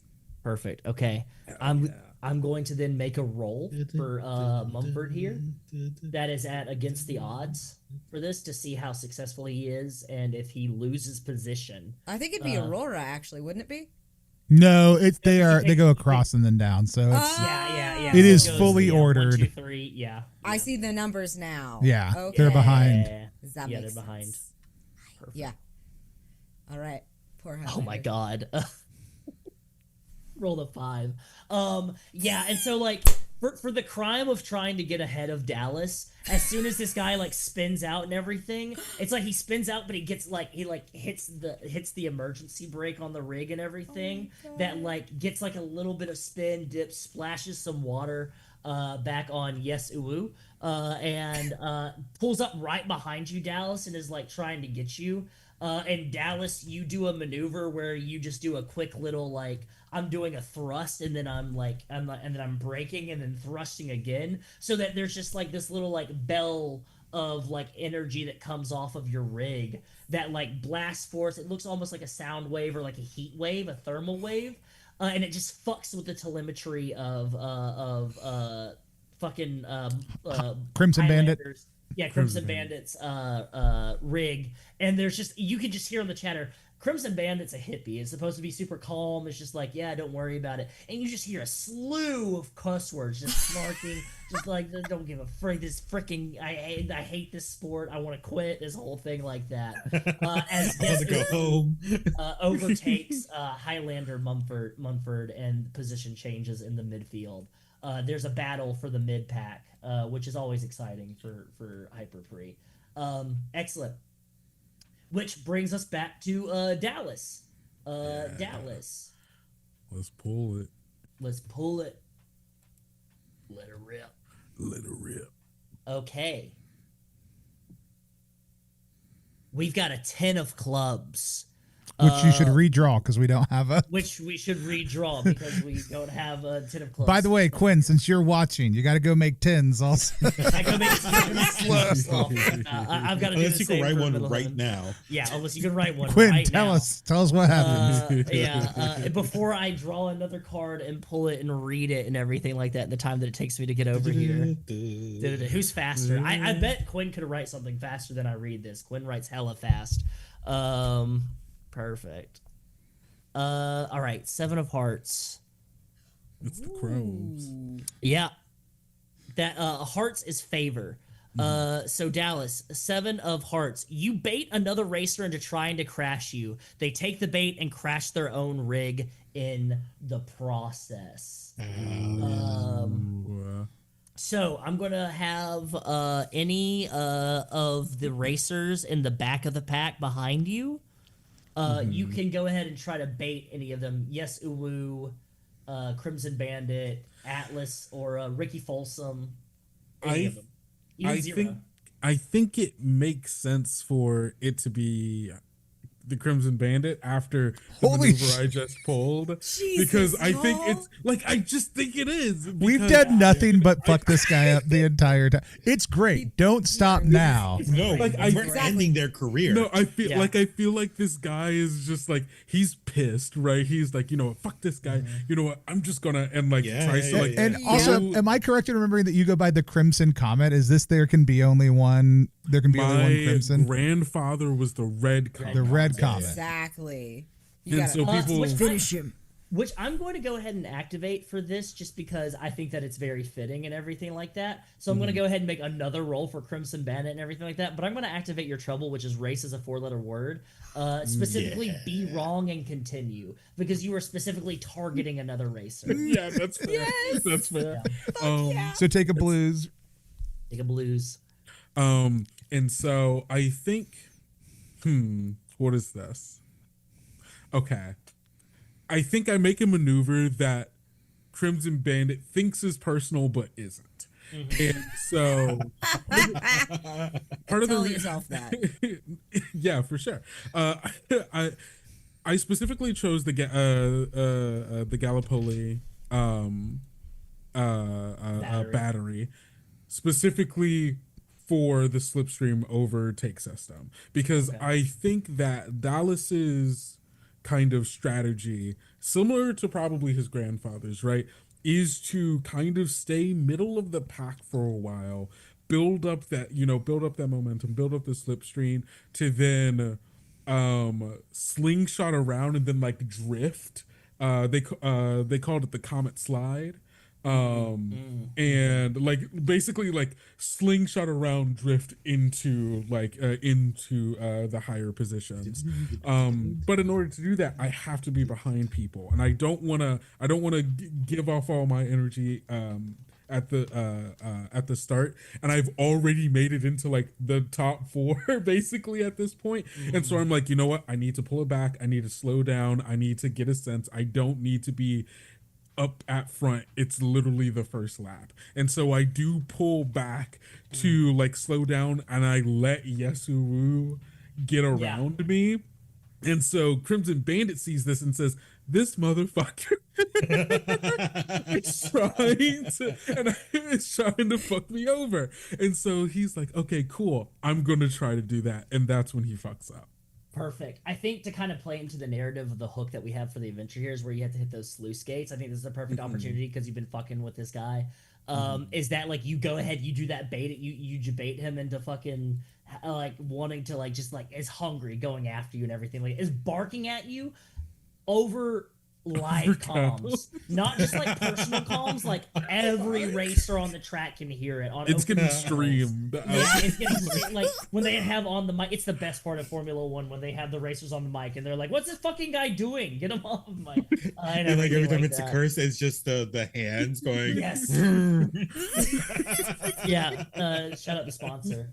You go ahead and you do that, and there's a point where you end up flooding his rig, like the components inside, because there's so much water and everything around. He gets bogged down and everything like that, where he's like like trying to bog down and everything like that. And finally, I think he just gets so fed up that he presses the eject button as like the rig is like getting bogged down and everything like that. He goes flying from the eject and everything like that, landing into a pleasure pontoon. Like where it's like kind of delayed, because instead of like a parachute or something, you have crash suits. You essentially have like high intensity like impact protection. Like it's like having like airbags in your suit essentially that like catch your fall. Yeah, like the big like you hit and you turn. So he like skims across the water, like he hits the water like a skipping stone, and then crashes into a pleasure barge. And I think we see these rich people immediately just turn on this guy and start kicking him and everything like that because of destruction of property and everything like that. As like it's just like they just turn on him, and you see his rig turn over. And PJ, as you're watching your monitors, and Duke, you watch your monitors, you see his rig flip over, and it collides into like this big kind of like emergency lever thing that is the sluice gate lever that is not supposed to be within the boundaries of the racetrack. It's the first one taken care of. Worked out. Which will bring us to 0. I'm drawing your card now. Oh, let's go. Okay, this is a diamond, a fortune. Oh, okay. And this is a 2 of diamonds. So this is from the basic race rules and everything like that. So for this one, you, just for the sake of, like you're behind and everything like that. Slow Cones has decided to provide you a repair kit. So if your car gets damaged in the race and everything like that, you're giving a provided kind of bonus here. I do kind of want to get an opportunity to see, as you're kind of in this pack and everything like that, what are you trying to do to get around this grouping that's in front of you? You're seeing people go down left and right to you, and so you're like, you've only got 2 people behind you, but you see Dallas trying to make moves ahead of you. What's like the tactic for 0? What are you trying to do to like, are you focused on the goal, the mission, or are you focused on getting ahead of Dallas and getting to the top of the pack? Well, Jughead is having too much fun. So the reason that Grandpa and Dad Strider was called the Blue Devils because they're fast and they trick people thinking of like how they're going, but that's too much for 0. They're the Silver Devil, and sometimes you don't go around, you just go through. So I just want to just speed forward and cause a little ruckus and probably just literally just try to jam my forward through the racer in front of me. Go ahead and give me a 2d6 check adding your body to your rig, as you have the Silver Wings a bit stouter and everything like that. And don't forget that you have overdrive for this as well, so you can take the roll at upper hand, and then the next roll will be at ATO against the odds. I'll just keep it nice now. And chill, just barreling down like it's maximum overdrive. Great. Yeah. When you got a repair kit is also the right time to just ram. Yeah, exactly. Yeah, you can just yeah. That shows up. We're like, huh. It's a sign. That is 9 total. 9 total. Go ahead and describe what it looks like as you go ahead and you just blast through Bolton Talbot. I think like we're probably like getting through a turn, and they've like, I've been basically like on their ass the whole time just because like we've been like matching speeds, and I haven't wanted to like get in too much problem. And right as they're turning, like the back like plating of the magnet like plating like tilts up a little bit, and Zero's like, there's my chance. And I literally just go through and slam into that corner, and it messes it all up. And they just like start spinning, spiraling, flipping, turning, while I'm able to like basically use that momentum to help me turn. Yeah. Because my mobility isn't that great, but if I use another card, then it's fine. Perfect. Absolutely. Yeah. Going through and just shove like somebody trying to get to the front row of a concert, just shoving your way through, and you're not doing like, because within like FIAR regulations, like aggressive aggressive like bumping and everything like that is considered illegal. That's like the foul. That's like a penalty. You'll get a time penalty and everything like that. But they allow a little bumping, and so this becomes like a little bit of like a bumper cars where you're just like, you give, he gives, and then you keep going a little bit harder to the point where it's kind of like it develops almost an air of like excitement. So like the FIA within Formula One and the FIAR are very, within Formula Infiniti, are very selective. Where they dispose like, so you're being entertaining, which is developing a lot of buzz. Yeah. It's developing a lot of like, a lot of people crashing those A-pans together. Yeah, exactly. Exactly. Sponsors are loving it and everything like that. And so yeah, absolutely. Yeah, I like to see a little bit of rough stuff. Also, it's Slough. Like this is the point of the season openers to be like this. It's like when you're going to a hockey game. Excellent. So I did 4 laps, but I kind of want to do another turn around the horn. Let's do a little bit of a time skip, as there's been a couple more laps in the race, and the pack has been settled. This happens with Hyper Pre, is that like the pack kind of stays how it is for a little bit until something shakes things up. So let's go back at the top of the key, and I'm going to hit the Duke here real quick. Cool. I'm going to pull a card for you, and let's see what happens. Ooh, okay. This is a setting specific card.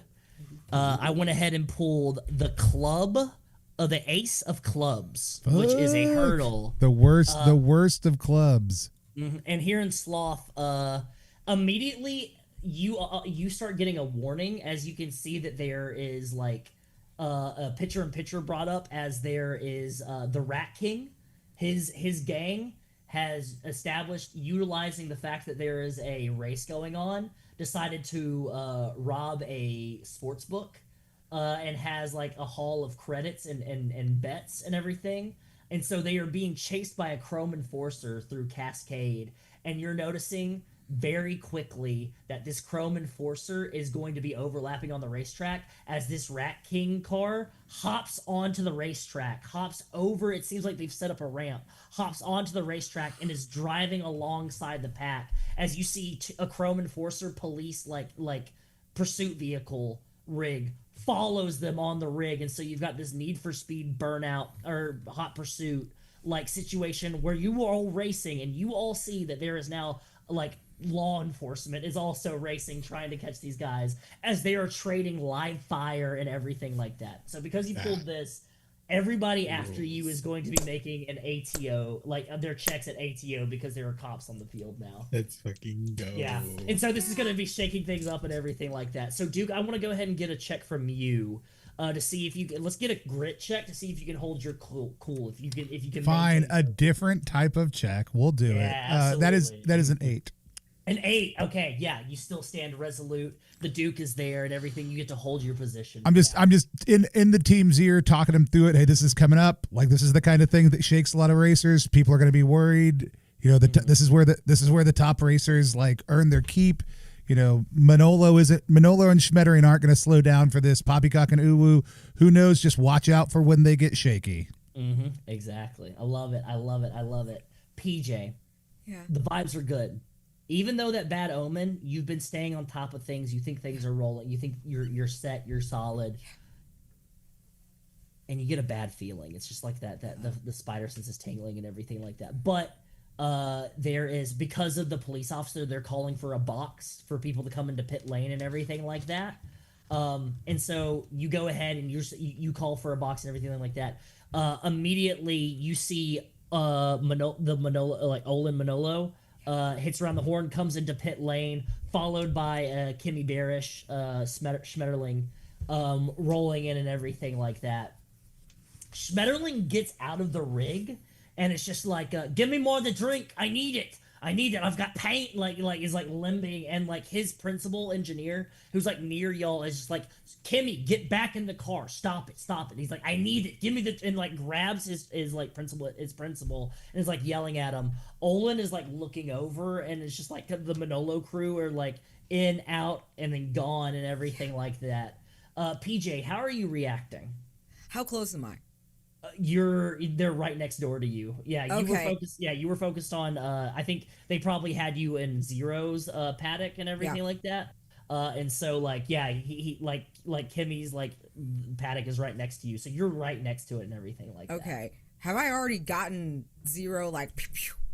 Like, yes. Or did Zero? Okay, Zero hasn't even come in yet, so it's like one of those things you kind of have to prepare. But they're going to be in the way. Like Zero is going to like kill one of them if like comes in at high speeds. Yeah. Okay. I'm absolutely like going over there, and I'm gonna try to just like use the reacher, just like muscle for once, and yank them apart. I'm gonna try to yank them apart and shove the driver back towards his rig. Give me a Jesse the Body Ventura muscle check here. Fuck yeah. It's going to be against the odds though, obviously. So you're going to be rolling 3 and picking and dropping the highest. That's okay, because I still have a 12. Perfect. Holy shit! That's great.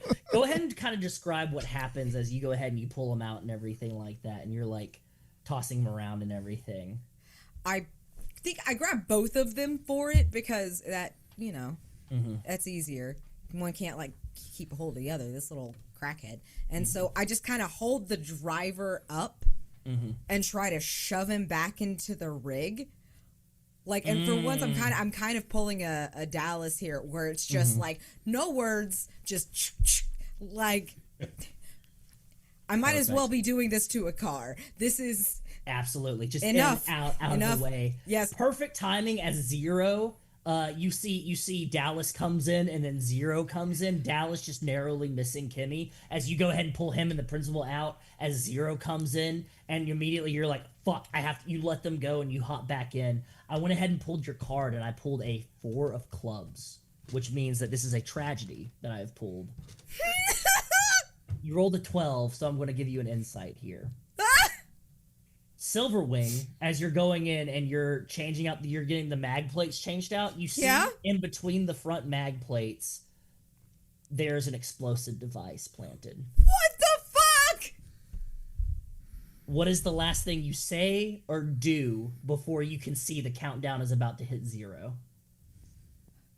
It's not something I can reach in and grab, is it? You can absolutely try. I'm gonna try to reach in and fucking grab it. Okay. Go ahead and give me muscle. Drop the highest. We'll see if I get my arm ripped off. Ah! Motherfucker, it's a 4. Oh no! I rolled 2 1s and a 4. What do you say? Do you say anything as you like grab it? Yeah. I think I just yell the word explosive. It's like I'm like, there's a bomb. There's a fucking bomb.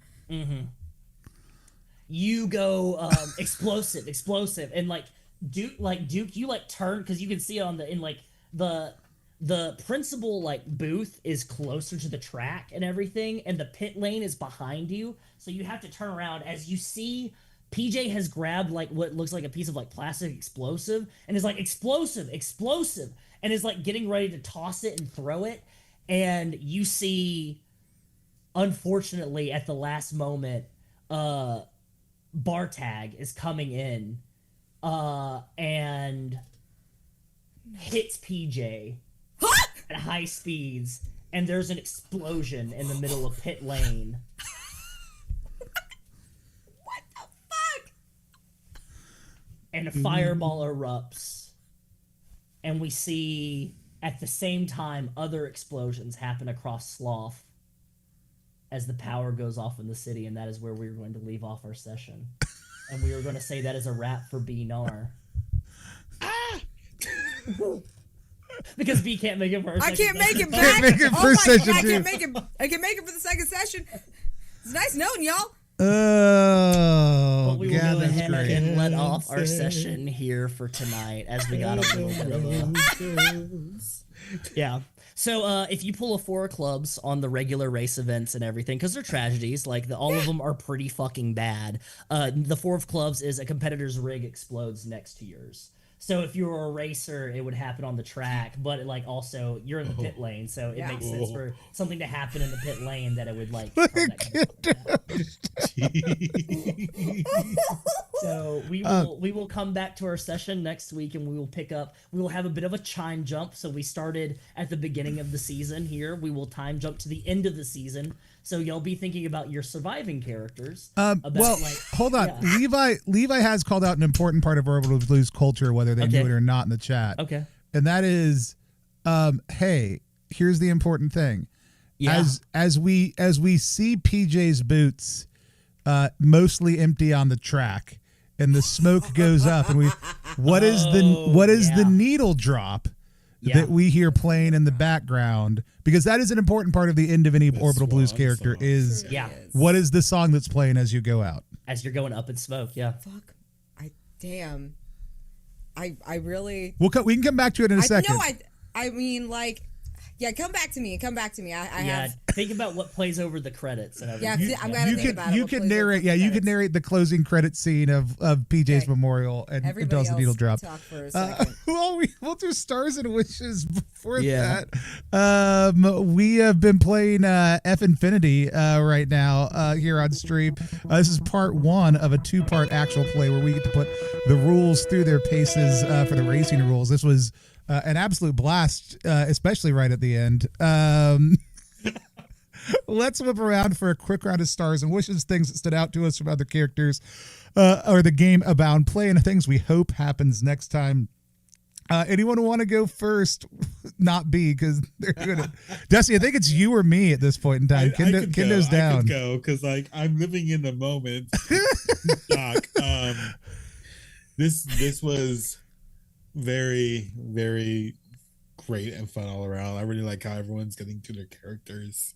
My big star is Kendo. I just love Dallas. How they're just like literally just like living their life, vibing in their lane. Everyone else, holy shit, that's Jason Voorhees over there. All right. They're in a fucking F1 car. It's very like just like the tone shift. You're so good at playing it off, and Dallas / Jughead is just a treat. Tony, Duke is just you mentioned it like during like either character creation or in chat, but like they're too old for this shit, but they're still like keeping everything together. Really like great use of like being the person that like knows how things are supposed to like go down and pushing just our disasters through it. I love the image of PJ being like intimidating, like intimidating, but also like incredibly attractive, like buff, like twunk. Just being like, could you like hand me the wrench?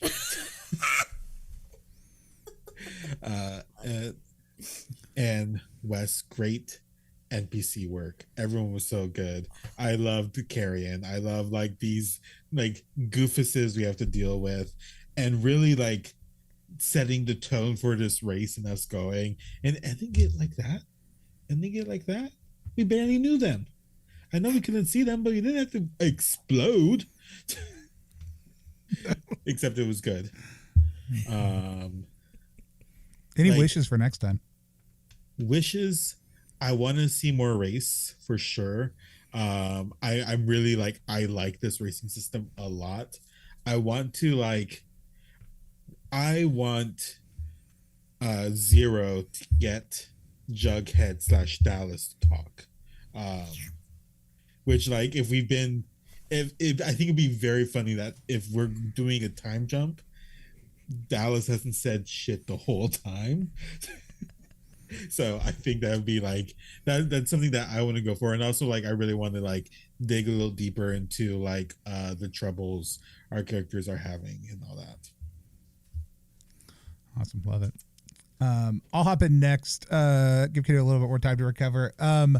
Wes, when you said you spent your day looking at a bird-based vision board, I thought that was bullshit. And then we got to the Vulture's headquarters, and I was fucking dying.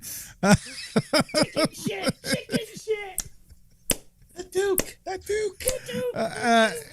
It was so great to be like, wait, no, how many? No, the bird stings. Oh no, they're still okay. Cool. Like, yeah, no, they're still okay. All right, yeah, awesome. I just they kept on coming. It was great the entire time. And then Dougie, or at the like that first NPC pop out was so like just the one guy. Everybody else is clocked out, and they're still there. Was so wonderful. Great ending. B, I mean, we always got to give a star to the real star of the show. B's facial reactions while they're on mute are the most giving thing that they do. It's the low hanging fruit though. So really, literally the moment, like, because for me, like I was like, no, I've looked at your character sheet. I know what ability you took. When you say you're getting in the middle of us all, that's only like half of you being in the middle of us all. It was so good. By the way, the other day somebody commented on the Mythic Bastionland stars and wishes that like y'all are just glazing each other with these stars and wishes. I was like, one, that's what fucking stars are, baby. Like that's what we do. That's what they're for. But also, did you watch the stream? Anyways, playing silent characters oftentimes means people opting out of play. Like I do it a lot of the time. I love the way you did Dallas, specifically when you were talking about the internal dialogue of I actually think it's pretty cool. In my mind, I immediately went to like, you can hear Dallas talking to themselves and the suit just doesn't let it. So it's just like ricocheting slightly tinny inside of the helmet, like as an internal dialogue. Like that. It was so good. Also just, and then Dusty, the opening, like Strider just being like, I'm not looking for people who are like gaslighting me or letting me ride on my family. Like excellent use of the trouble, but also like pushing the narrative into this bad news bears space of like, you're somebody who might be able to walk in somewhere else and get attention, but like letting your trouble and letting the system push you naturally into a spot in there was so great. Wishes, yeah, I want more racing. I want B and R. Let's just 6-person stream. B, cancel whatever your plans are next week. It's fine. No, BJ's corpse. I am super excited to get to Middlehaven also too. Like it's one of the earliest planets we talked about that in Slough. I really am excited about the trajectory we picked for like Slough first, and then I also know the name of the bar that we're gonna get to drink at Middlehaven, and I'm looking forward to that specifically. But I won't say it out loud. We'll let people tune in next week to find out what it is. Kendo, you recovered enough? Yeah, no, I've recovered enough. God, I mean, Star, hey Wes, I didn't think you were gonna do it, and then you did. I was in my mind, I was like, man, what are they gonna do about this bomb? Surely they're not just gonna kill me. And then not only did you blow them up, you got them hit by your car. Like went above and beyond. You was like, oh, the car's gonna kill them. Yeah. How can I kill them the hard way? And it was so good. But also just like your character work is always amazing. Every single NPC just flew right out of your mouth and into my brain. And dug a little nest for them in there. I'm gonna be thinking about the vultures all day. Or all tomorrow, I guess. Well, it's midnight, all day. I could say that. And that's for the rest of Saturday. Until we get to that $7,500 or $17,500 stretch goal and immortalize B in the game. That's how long you've been thinking about it, too. Nice. That's my wish. I'm saying that now. That's my wish. My wish is that we get there so we can immortalize B because they deserve it. Tony, I truly do love how the Duke is just like, we got to do what we got to do. Thank you all for being here. I appreciate you all being here, but we got jobs to do. And just being like, regardless of what anybody threw at him, he was just kind of like, okay, yeah, sure. This is the next thing. Which is like perfect. Like, I've been here too long to give a shit about what's going on. You all are doing your revolution. That's super fine. We need to get we need to make it to the next race, and that's like primo vibes, especially with everything, like within the dynamic of everything else. Dusty, I love playing with you first and foremost, but the decision to have like specifically being the legacy person who's like, fuck that. I'm cheating. I'm doing whatever it takes. I'm making a name for myself and I'm gonna win. Just like kind of disgraced legacy person. Like, I fucking love that so much. And then the choosing to still kind of hold to that legacy though, like he's very obvious, or they're very obviously like against the feeling of the family and stuff, but still holds pride over what it means, just not how the way that their family embodies it. And I think that's even better, of not just being like, man, fuck it, I want nothing to do with it. Like, no, I still hold on to that pride in that name. I'm just not them. I'm myself. And like, that's I love that. B, I love you. You're amazing. I love Big Twunk hiding behind everybody else.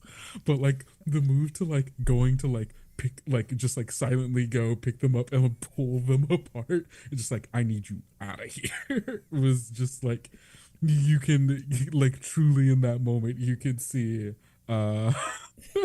you could see like, oh yeah, no, this person pretty good in the shop, big, bold, just kind of a coward. And you know what, that's okay. People are allowed to be cowards.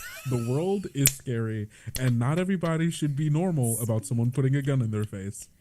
Thank you. So thank you. as a habitual coward player myself, game recognized game, people should play their characters like they're normal people and react normally to when shit is scary. And I love you for that. The vultures are fucking freaks. I love them though. They're freaks. I love them, but they're freaks. But they're scary. My wish, we hit that stretch goal and B gets immortalized. Absolutely. Yes. Absolutely. Wes, you go next. We're gonna let B go last, so after they finish, they can do their needle drop. Absolutely. Yeah, it's like nice little post credit thing. Yeah, no, very quickly, stars, take a star, break it up to everybody.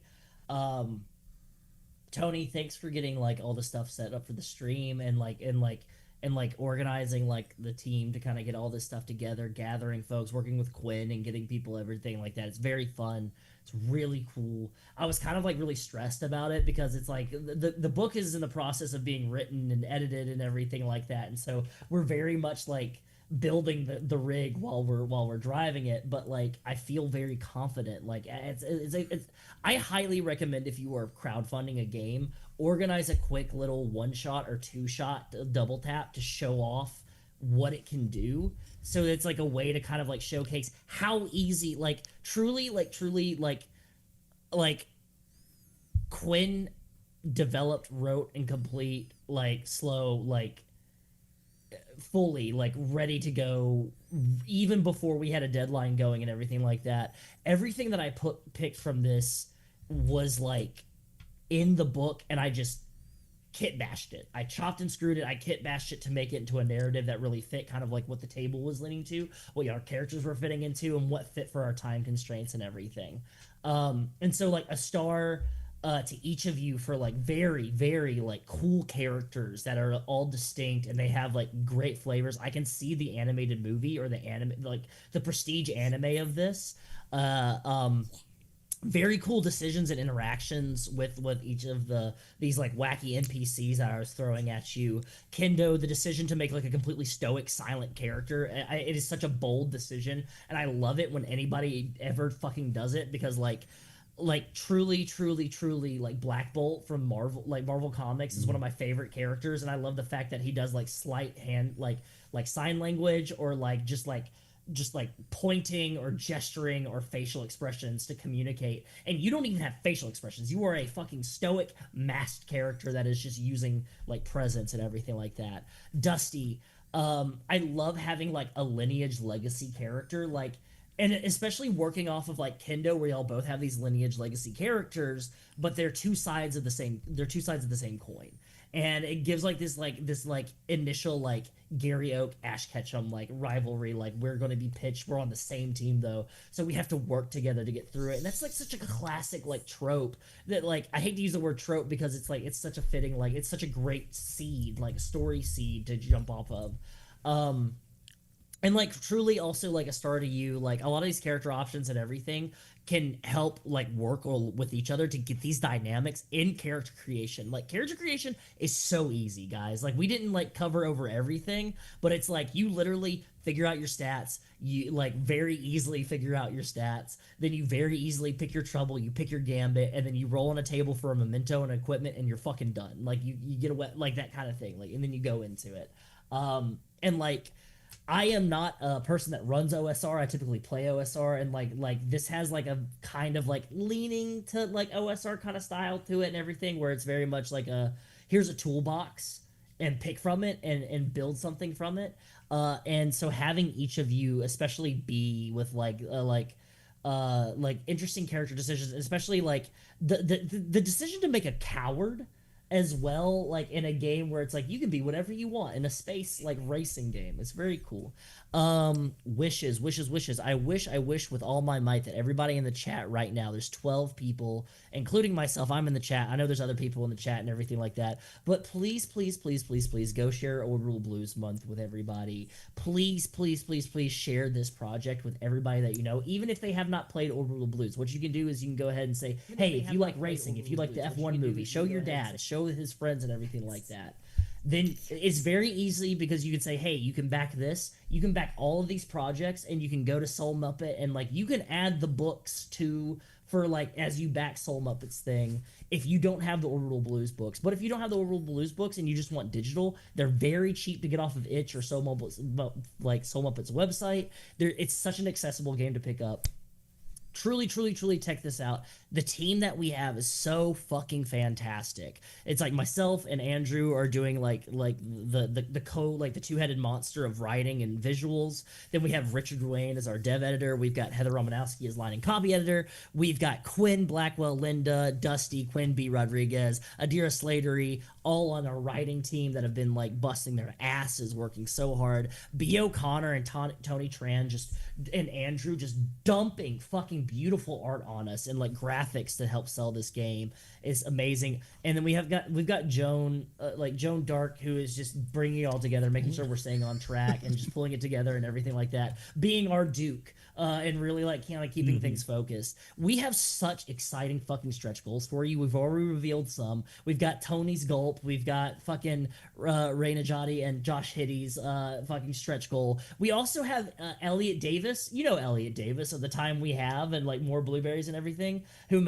wrote the solo rules for the Wanderer for Orbital Blues. Well, is coming in to do a solo race rules for us, so that you can adapt Forumla Infiniti and play it by yourself. If you want to have that whole like I'm a lone person, lone wolf, take some Akira, put it in there, and like mix it up and everything, go ahead and do that. We also have a bunch of other stuff coming up. We've got stuff from Ethan Yin. We've got stuff from fucking Navarsik Jackson. We've got fucking music and more. Please support this. Let's hit those fucking stretch goals. We've already funded, so I'm happy. The thing's paid for. It's getting published. I'm happy. We're getting made, and so let's see if we can get some extra trimmings. And also, I just want to have a reminder as well. Every $15,000 that we lap in this like, so if we hit 30,000, if we hit 45,000, that means that's more pay added to the contributors of this game. That means that they are getting paid more and more on top of this and everything. And so your contributions, make sure that art that is handmade, that is not like machine generated, it is crafted by people in their brains and their terrible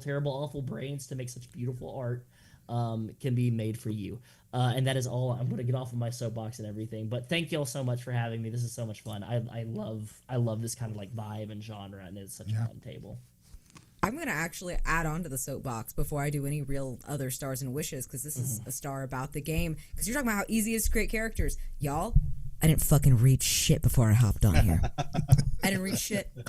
I'm going to pull back that curtain.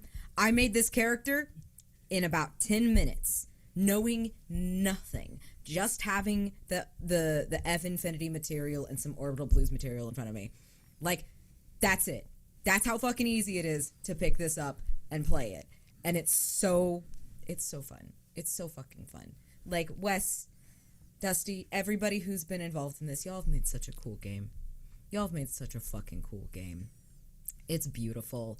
It's insane. It's exactly like what I hoped it would be and more. It's this bananas, high-octane, nasty, gorgeous, very fast and furious. Like, it's exactly everything you want it to be and more. It's amazing. The cards, what a cool thing. That's so cool. That's so cool. That's so cool! Like, oh my god, the tension of not knowing, of just being like, it's your turn, buddy. We're flipping a card. Amazing! Amazing. The racetrack, amazing. Everything is just, it's so cool. The world is so cool. It's so amazing. It's just, I could talk about that for a long time. Wes, I also just love your, like, game running. You are so fun. You are such a fun storyteller. Oh my god. I have to agree with Kendo. Those characters just came out right out your mouth and like into my brain, absolutely instantly into everybody's brain. Like, it's like they come fully formed, like Athena. I don't know how you do it. It's truly amazing. Like, it was just the crows, Carrie, and everybody knows how fucking amazing that shit was. But the way you did the announcers, they were so subtly different, but I knew exactly who was talking. You didn't have to do anything other than just be you and act for me to be like, yeah, of course that's the different people. Like, I don't know, it was just, and the German, space German, the random space German, what the fuck was that?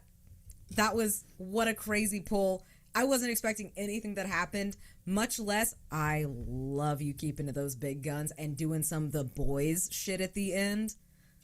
That's nasty. That's a cool way to show off how crazy and nasty this can get.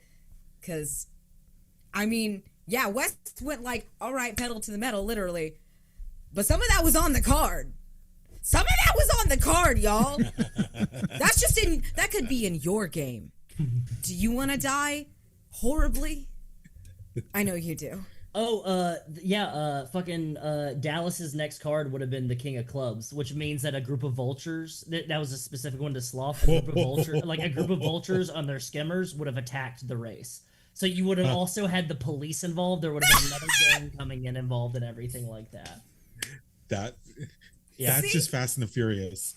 Yeah, truly. This is crazy. I love it. So like, yeah, you can do a basic race and have all this stuff happen and everything like that, but I want the game to, I want to have these ridiculous moments where you're jumping off of your rigs, like you're unbuckling your car. It's sci-fi, like lean into it. Like you're hopping across cars and everything. We got given a nail gun as a normal thing. Yeah. Like, yeah, I guess we still have that, huh? Yeah, you still have that to use in Middle Heaven, yeah. Yeah. Or what you're gonna do. Oh my god, keeping it until Middle Heaven's crazy work. Wow, that's beautiful. Yeah, y'all are gonna be, it's and next session next week we're coming back at the same time. We're not doing character creation, world building. We're gonna be getting to know our new cast members character, and then we're gonna be diving right into Middle Heaven and the world, and it's a completely different vibe. But it's also kind of same. It's you know. We're leaving the swamp and we're going to cyberpunk sci-fi Las Vegas. Fuck yeah! What a great way to mourn, PJ. I was just gonna say gamble for me in Vegas. Get a stripper or something. I don't know. And PJ's honor. This is for you, PJ. Honor. Thank you. Get a lap dance in my honor. Waving some ones. Yes. Pay all the sex workers in my honor. Tony, I love Duke. The conscious choice, because I know you can banter like a motherfucker. I've played with you in these games, and you are whip quick. It's crazy. It's like a little bullwhip just watching you go back and forth, and you looking at this German man and going, no. All right, no. Like, that was such a deliberate choice for anybody who hasn't watched Tony play before. That was very deliberate and honestly the most delightful thing you could have done. Just so tired, and just being like, and the way that you decided what you thought about Kendo and Dusty's like grandparents, like, oh my god, yeah, I knew I knew the guy who had your mask before, one of the greatest races ever. Oh yeah, I knew your granddad. Dog shit. Like, shit. That's really funny. Hot dog water. Yes, literally. Like, that's the funniest choice you could have made, and you continuously made these delightful choices of being the unflappable old head and just like, no, I've seen so many things. And you're all making me look at so many others. And frankly, I just would like enough money to live. And if it's the snow cone people, sure, man. If it's the front for the snow cone people, sure, man. Star for that because it was perfect for like slow cones. Because I was like, yeah, that's the perfect front. I'm like, that's the perfect front for like, yeah. What? Yeah. Amazing. Like, couldn't have planned it. Couldn't have fucking planned it. And speaking of couldn't have planned it better, the dual star for Dusty and Kendo for that anime ass friends rivals shit you got going on. Like, oh my god, I'd watched 12 seasons of it. I mean, my god, I don't know if I just need you two to like handshake or kiss or something, but something. Like, I was gonna by say the end season of it, 11 we kiss. Yes. But Kendo, it's an accident, yes. and so everyone's like, "Did they actually?" It's like a Naruto. It's like a Naruto Sasuke thing where like we get bumped into each other and our faces touch. Yes, Kendo, you seem yes. I'm in your brain. Yes, exactly. You are, and the amount of not talking but being in it you were today, Kendo, that was so genius. Like, I didn't know you were coming in with this like, I'm not gonna talk shit.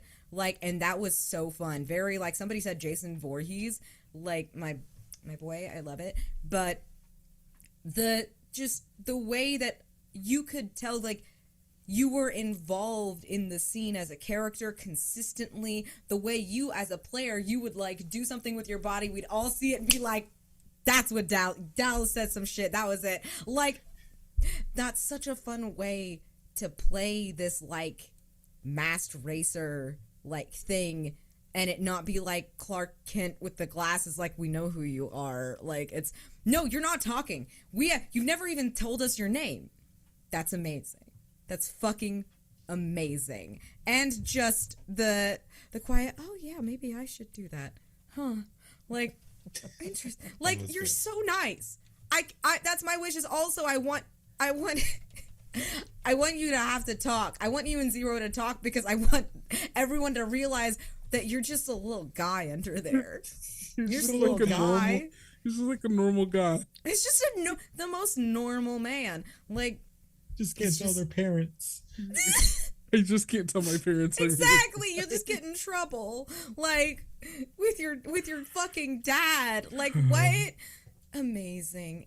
And Dusty, having this like legacy thing, I know everybody said it, but it's such a cool choice. It's such a cool choice to do that and be like, I'm trying to be somebody, but also I need to be somebody separate, and then taking penalty as your gambit.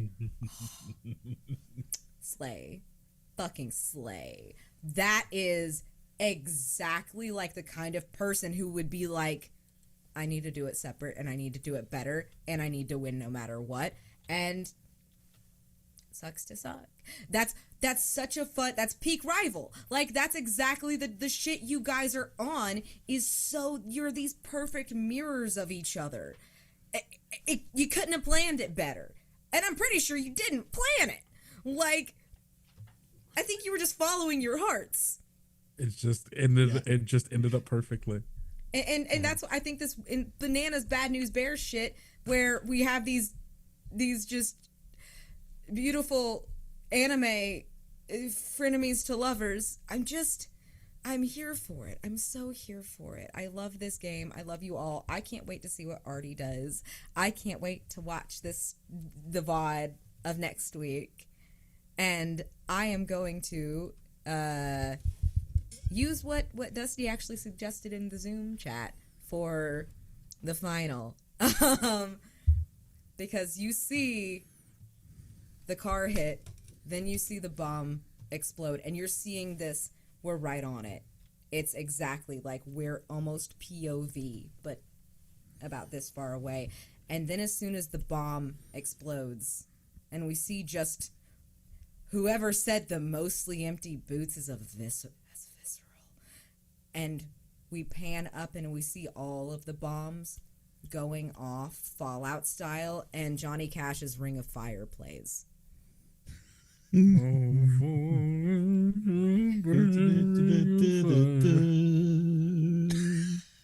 Excellent. Well, Tony, we got a little bit late here. We're all in the vapors and the vibes and everything like that. For Plus One Experience, my name is Wes Franks. You can find me at carrion-comfort.com. And all of your favorite social media places, which is Blue Sky. And I mean, you can follow me on Instagram. I just post memes and so selfies on there and the occasional promo stuff. I'm not anywhere else until they stop being, security nightmares and all that stuff.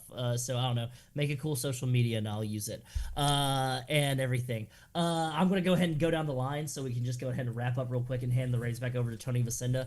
But you can go ahead and follow Dusty Hill at Dusty Hill at Dusty. That's E, not a Y, .bsky.social. But you can also hit link tr.ee/Dusty Hill, and you can see all of From Dust to Dice and all the stuff that Dusty is doing AP wise, game design wise.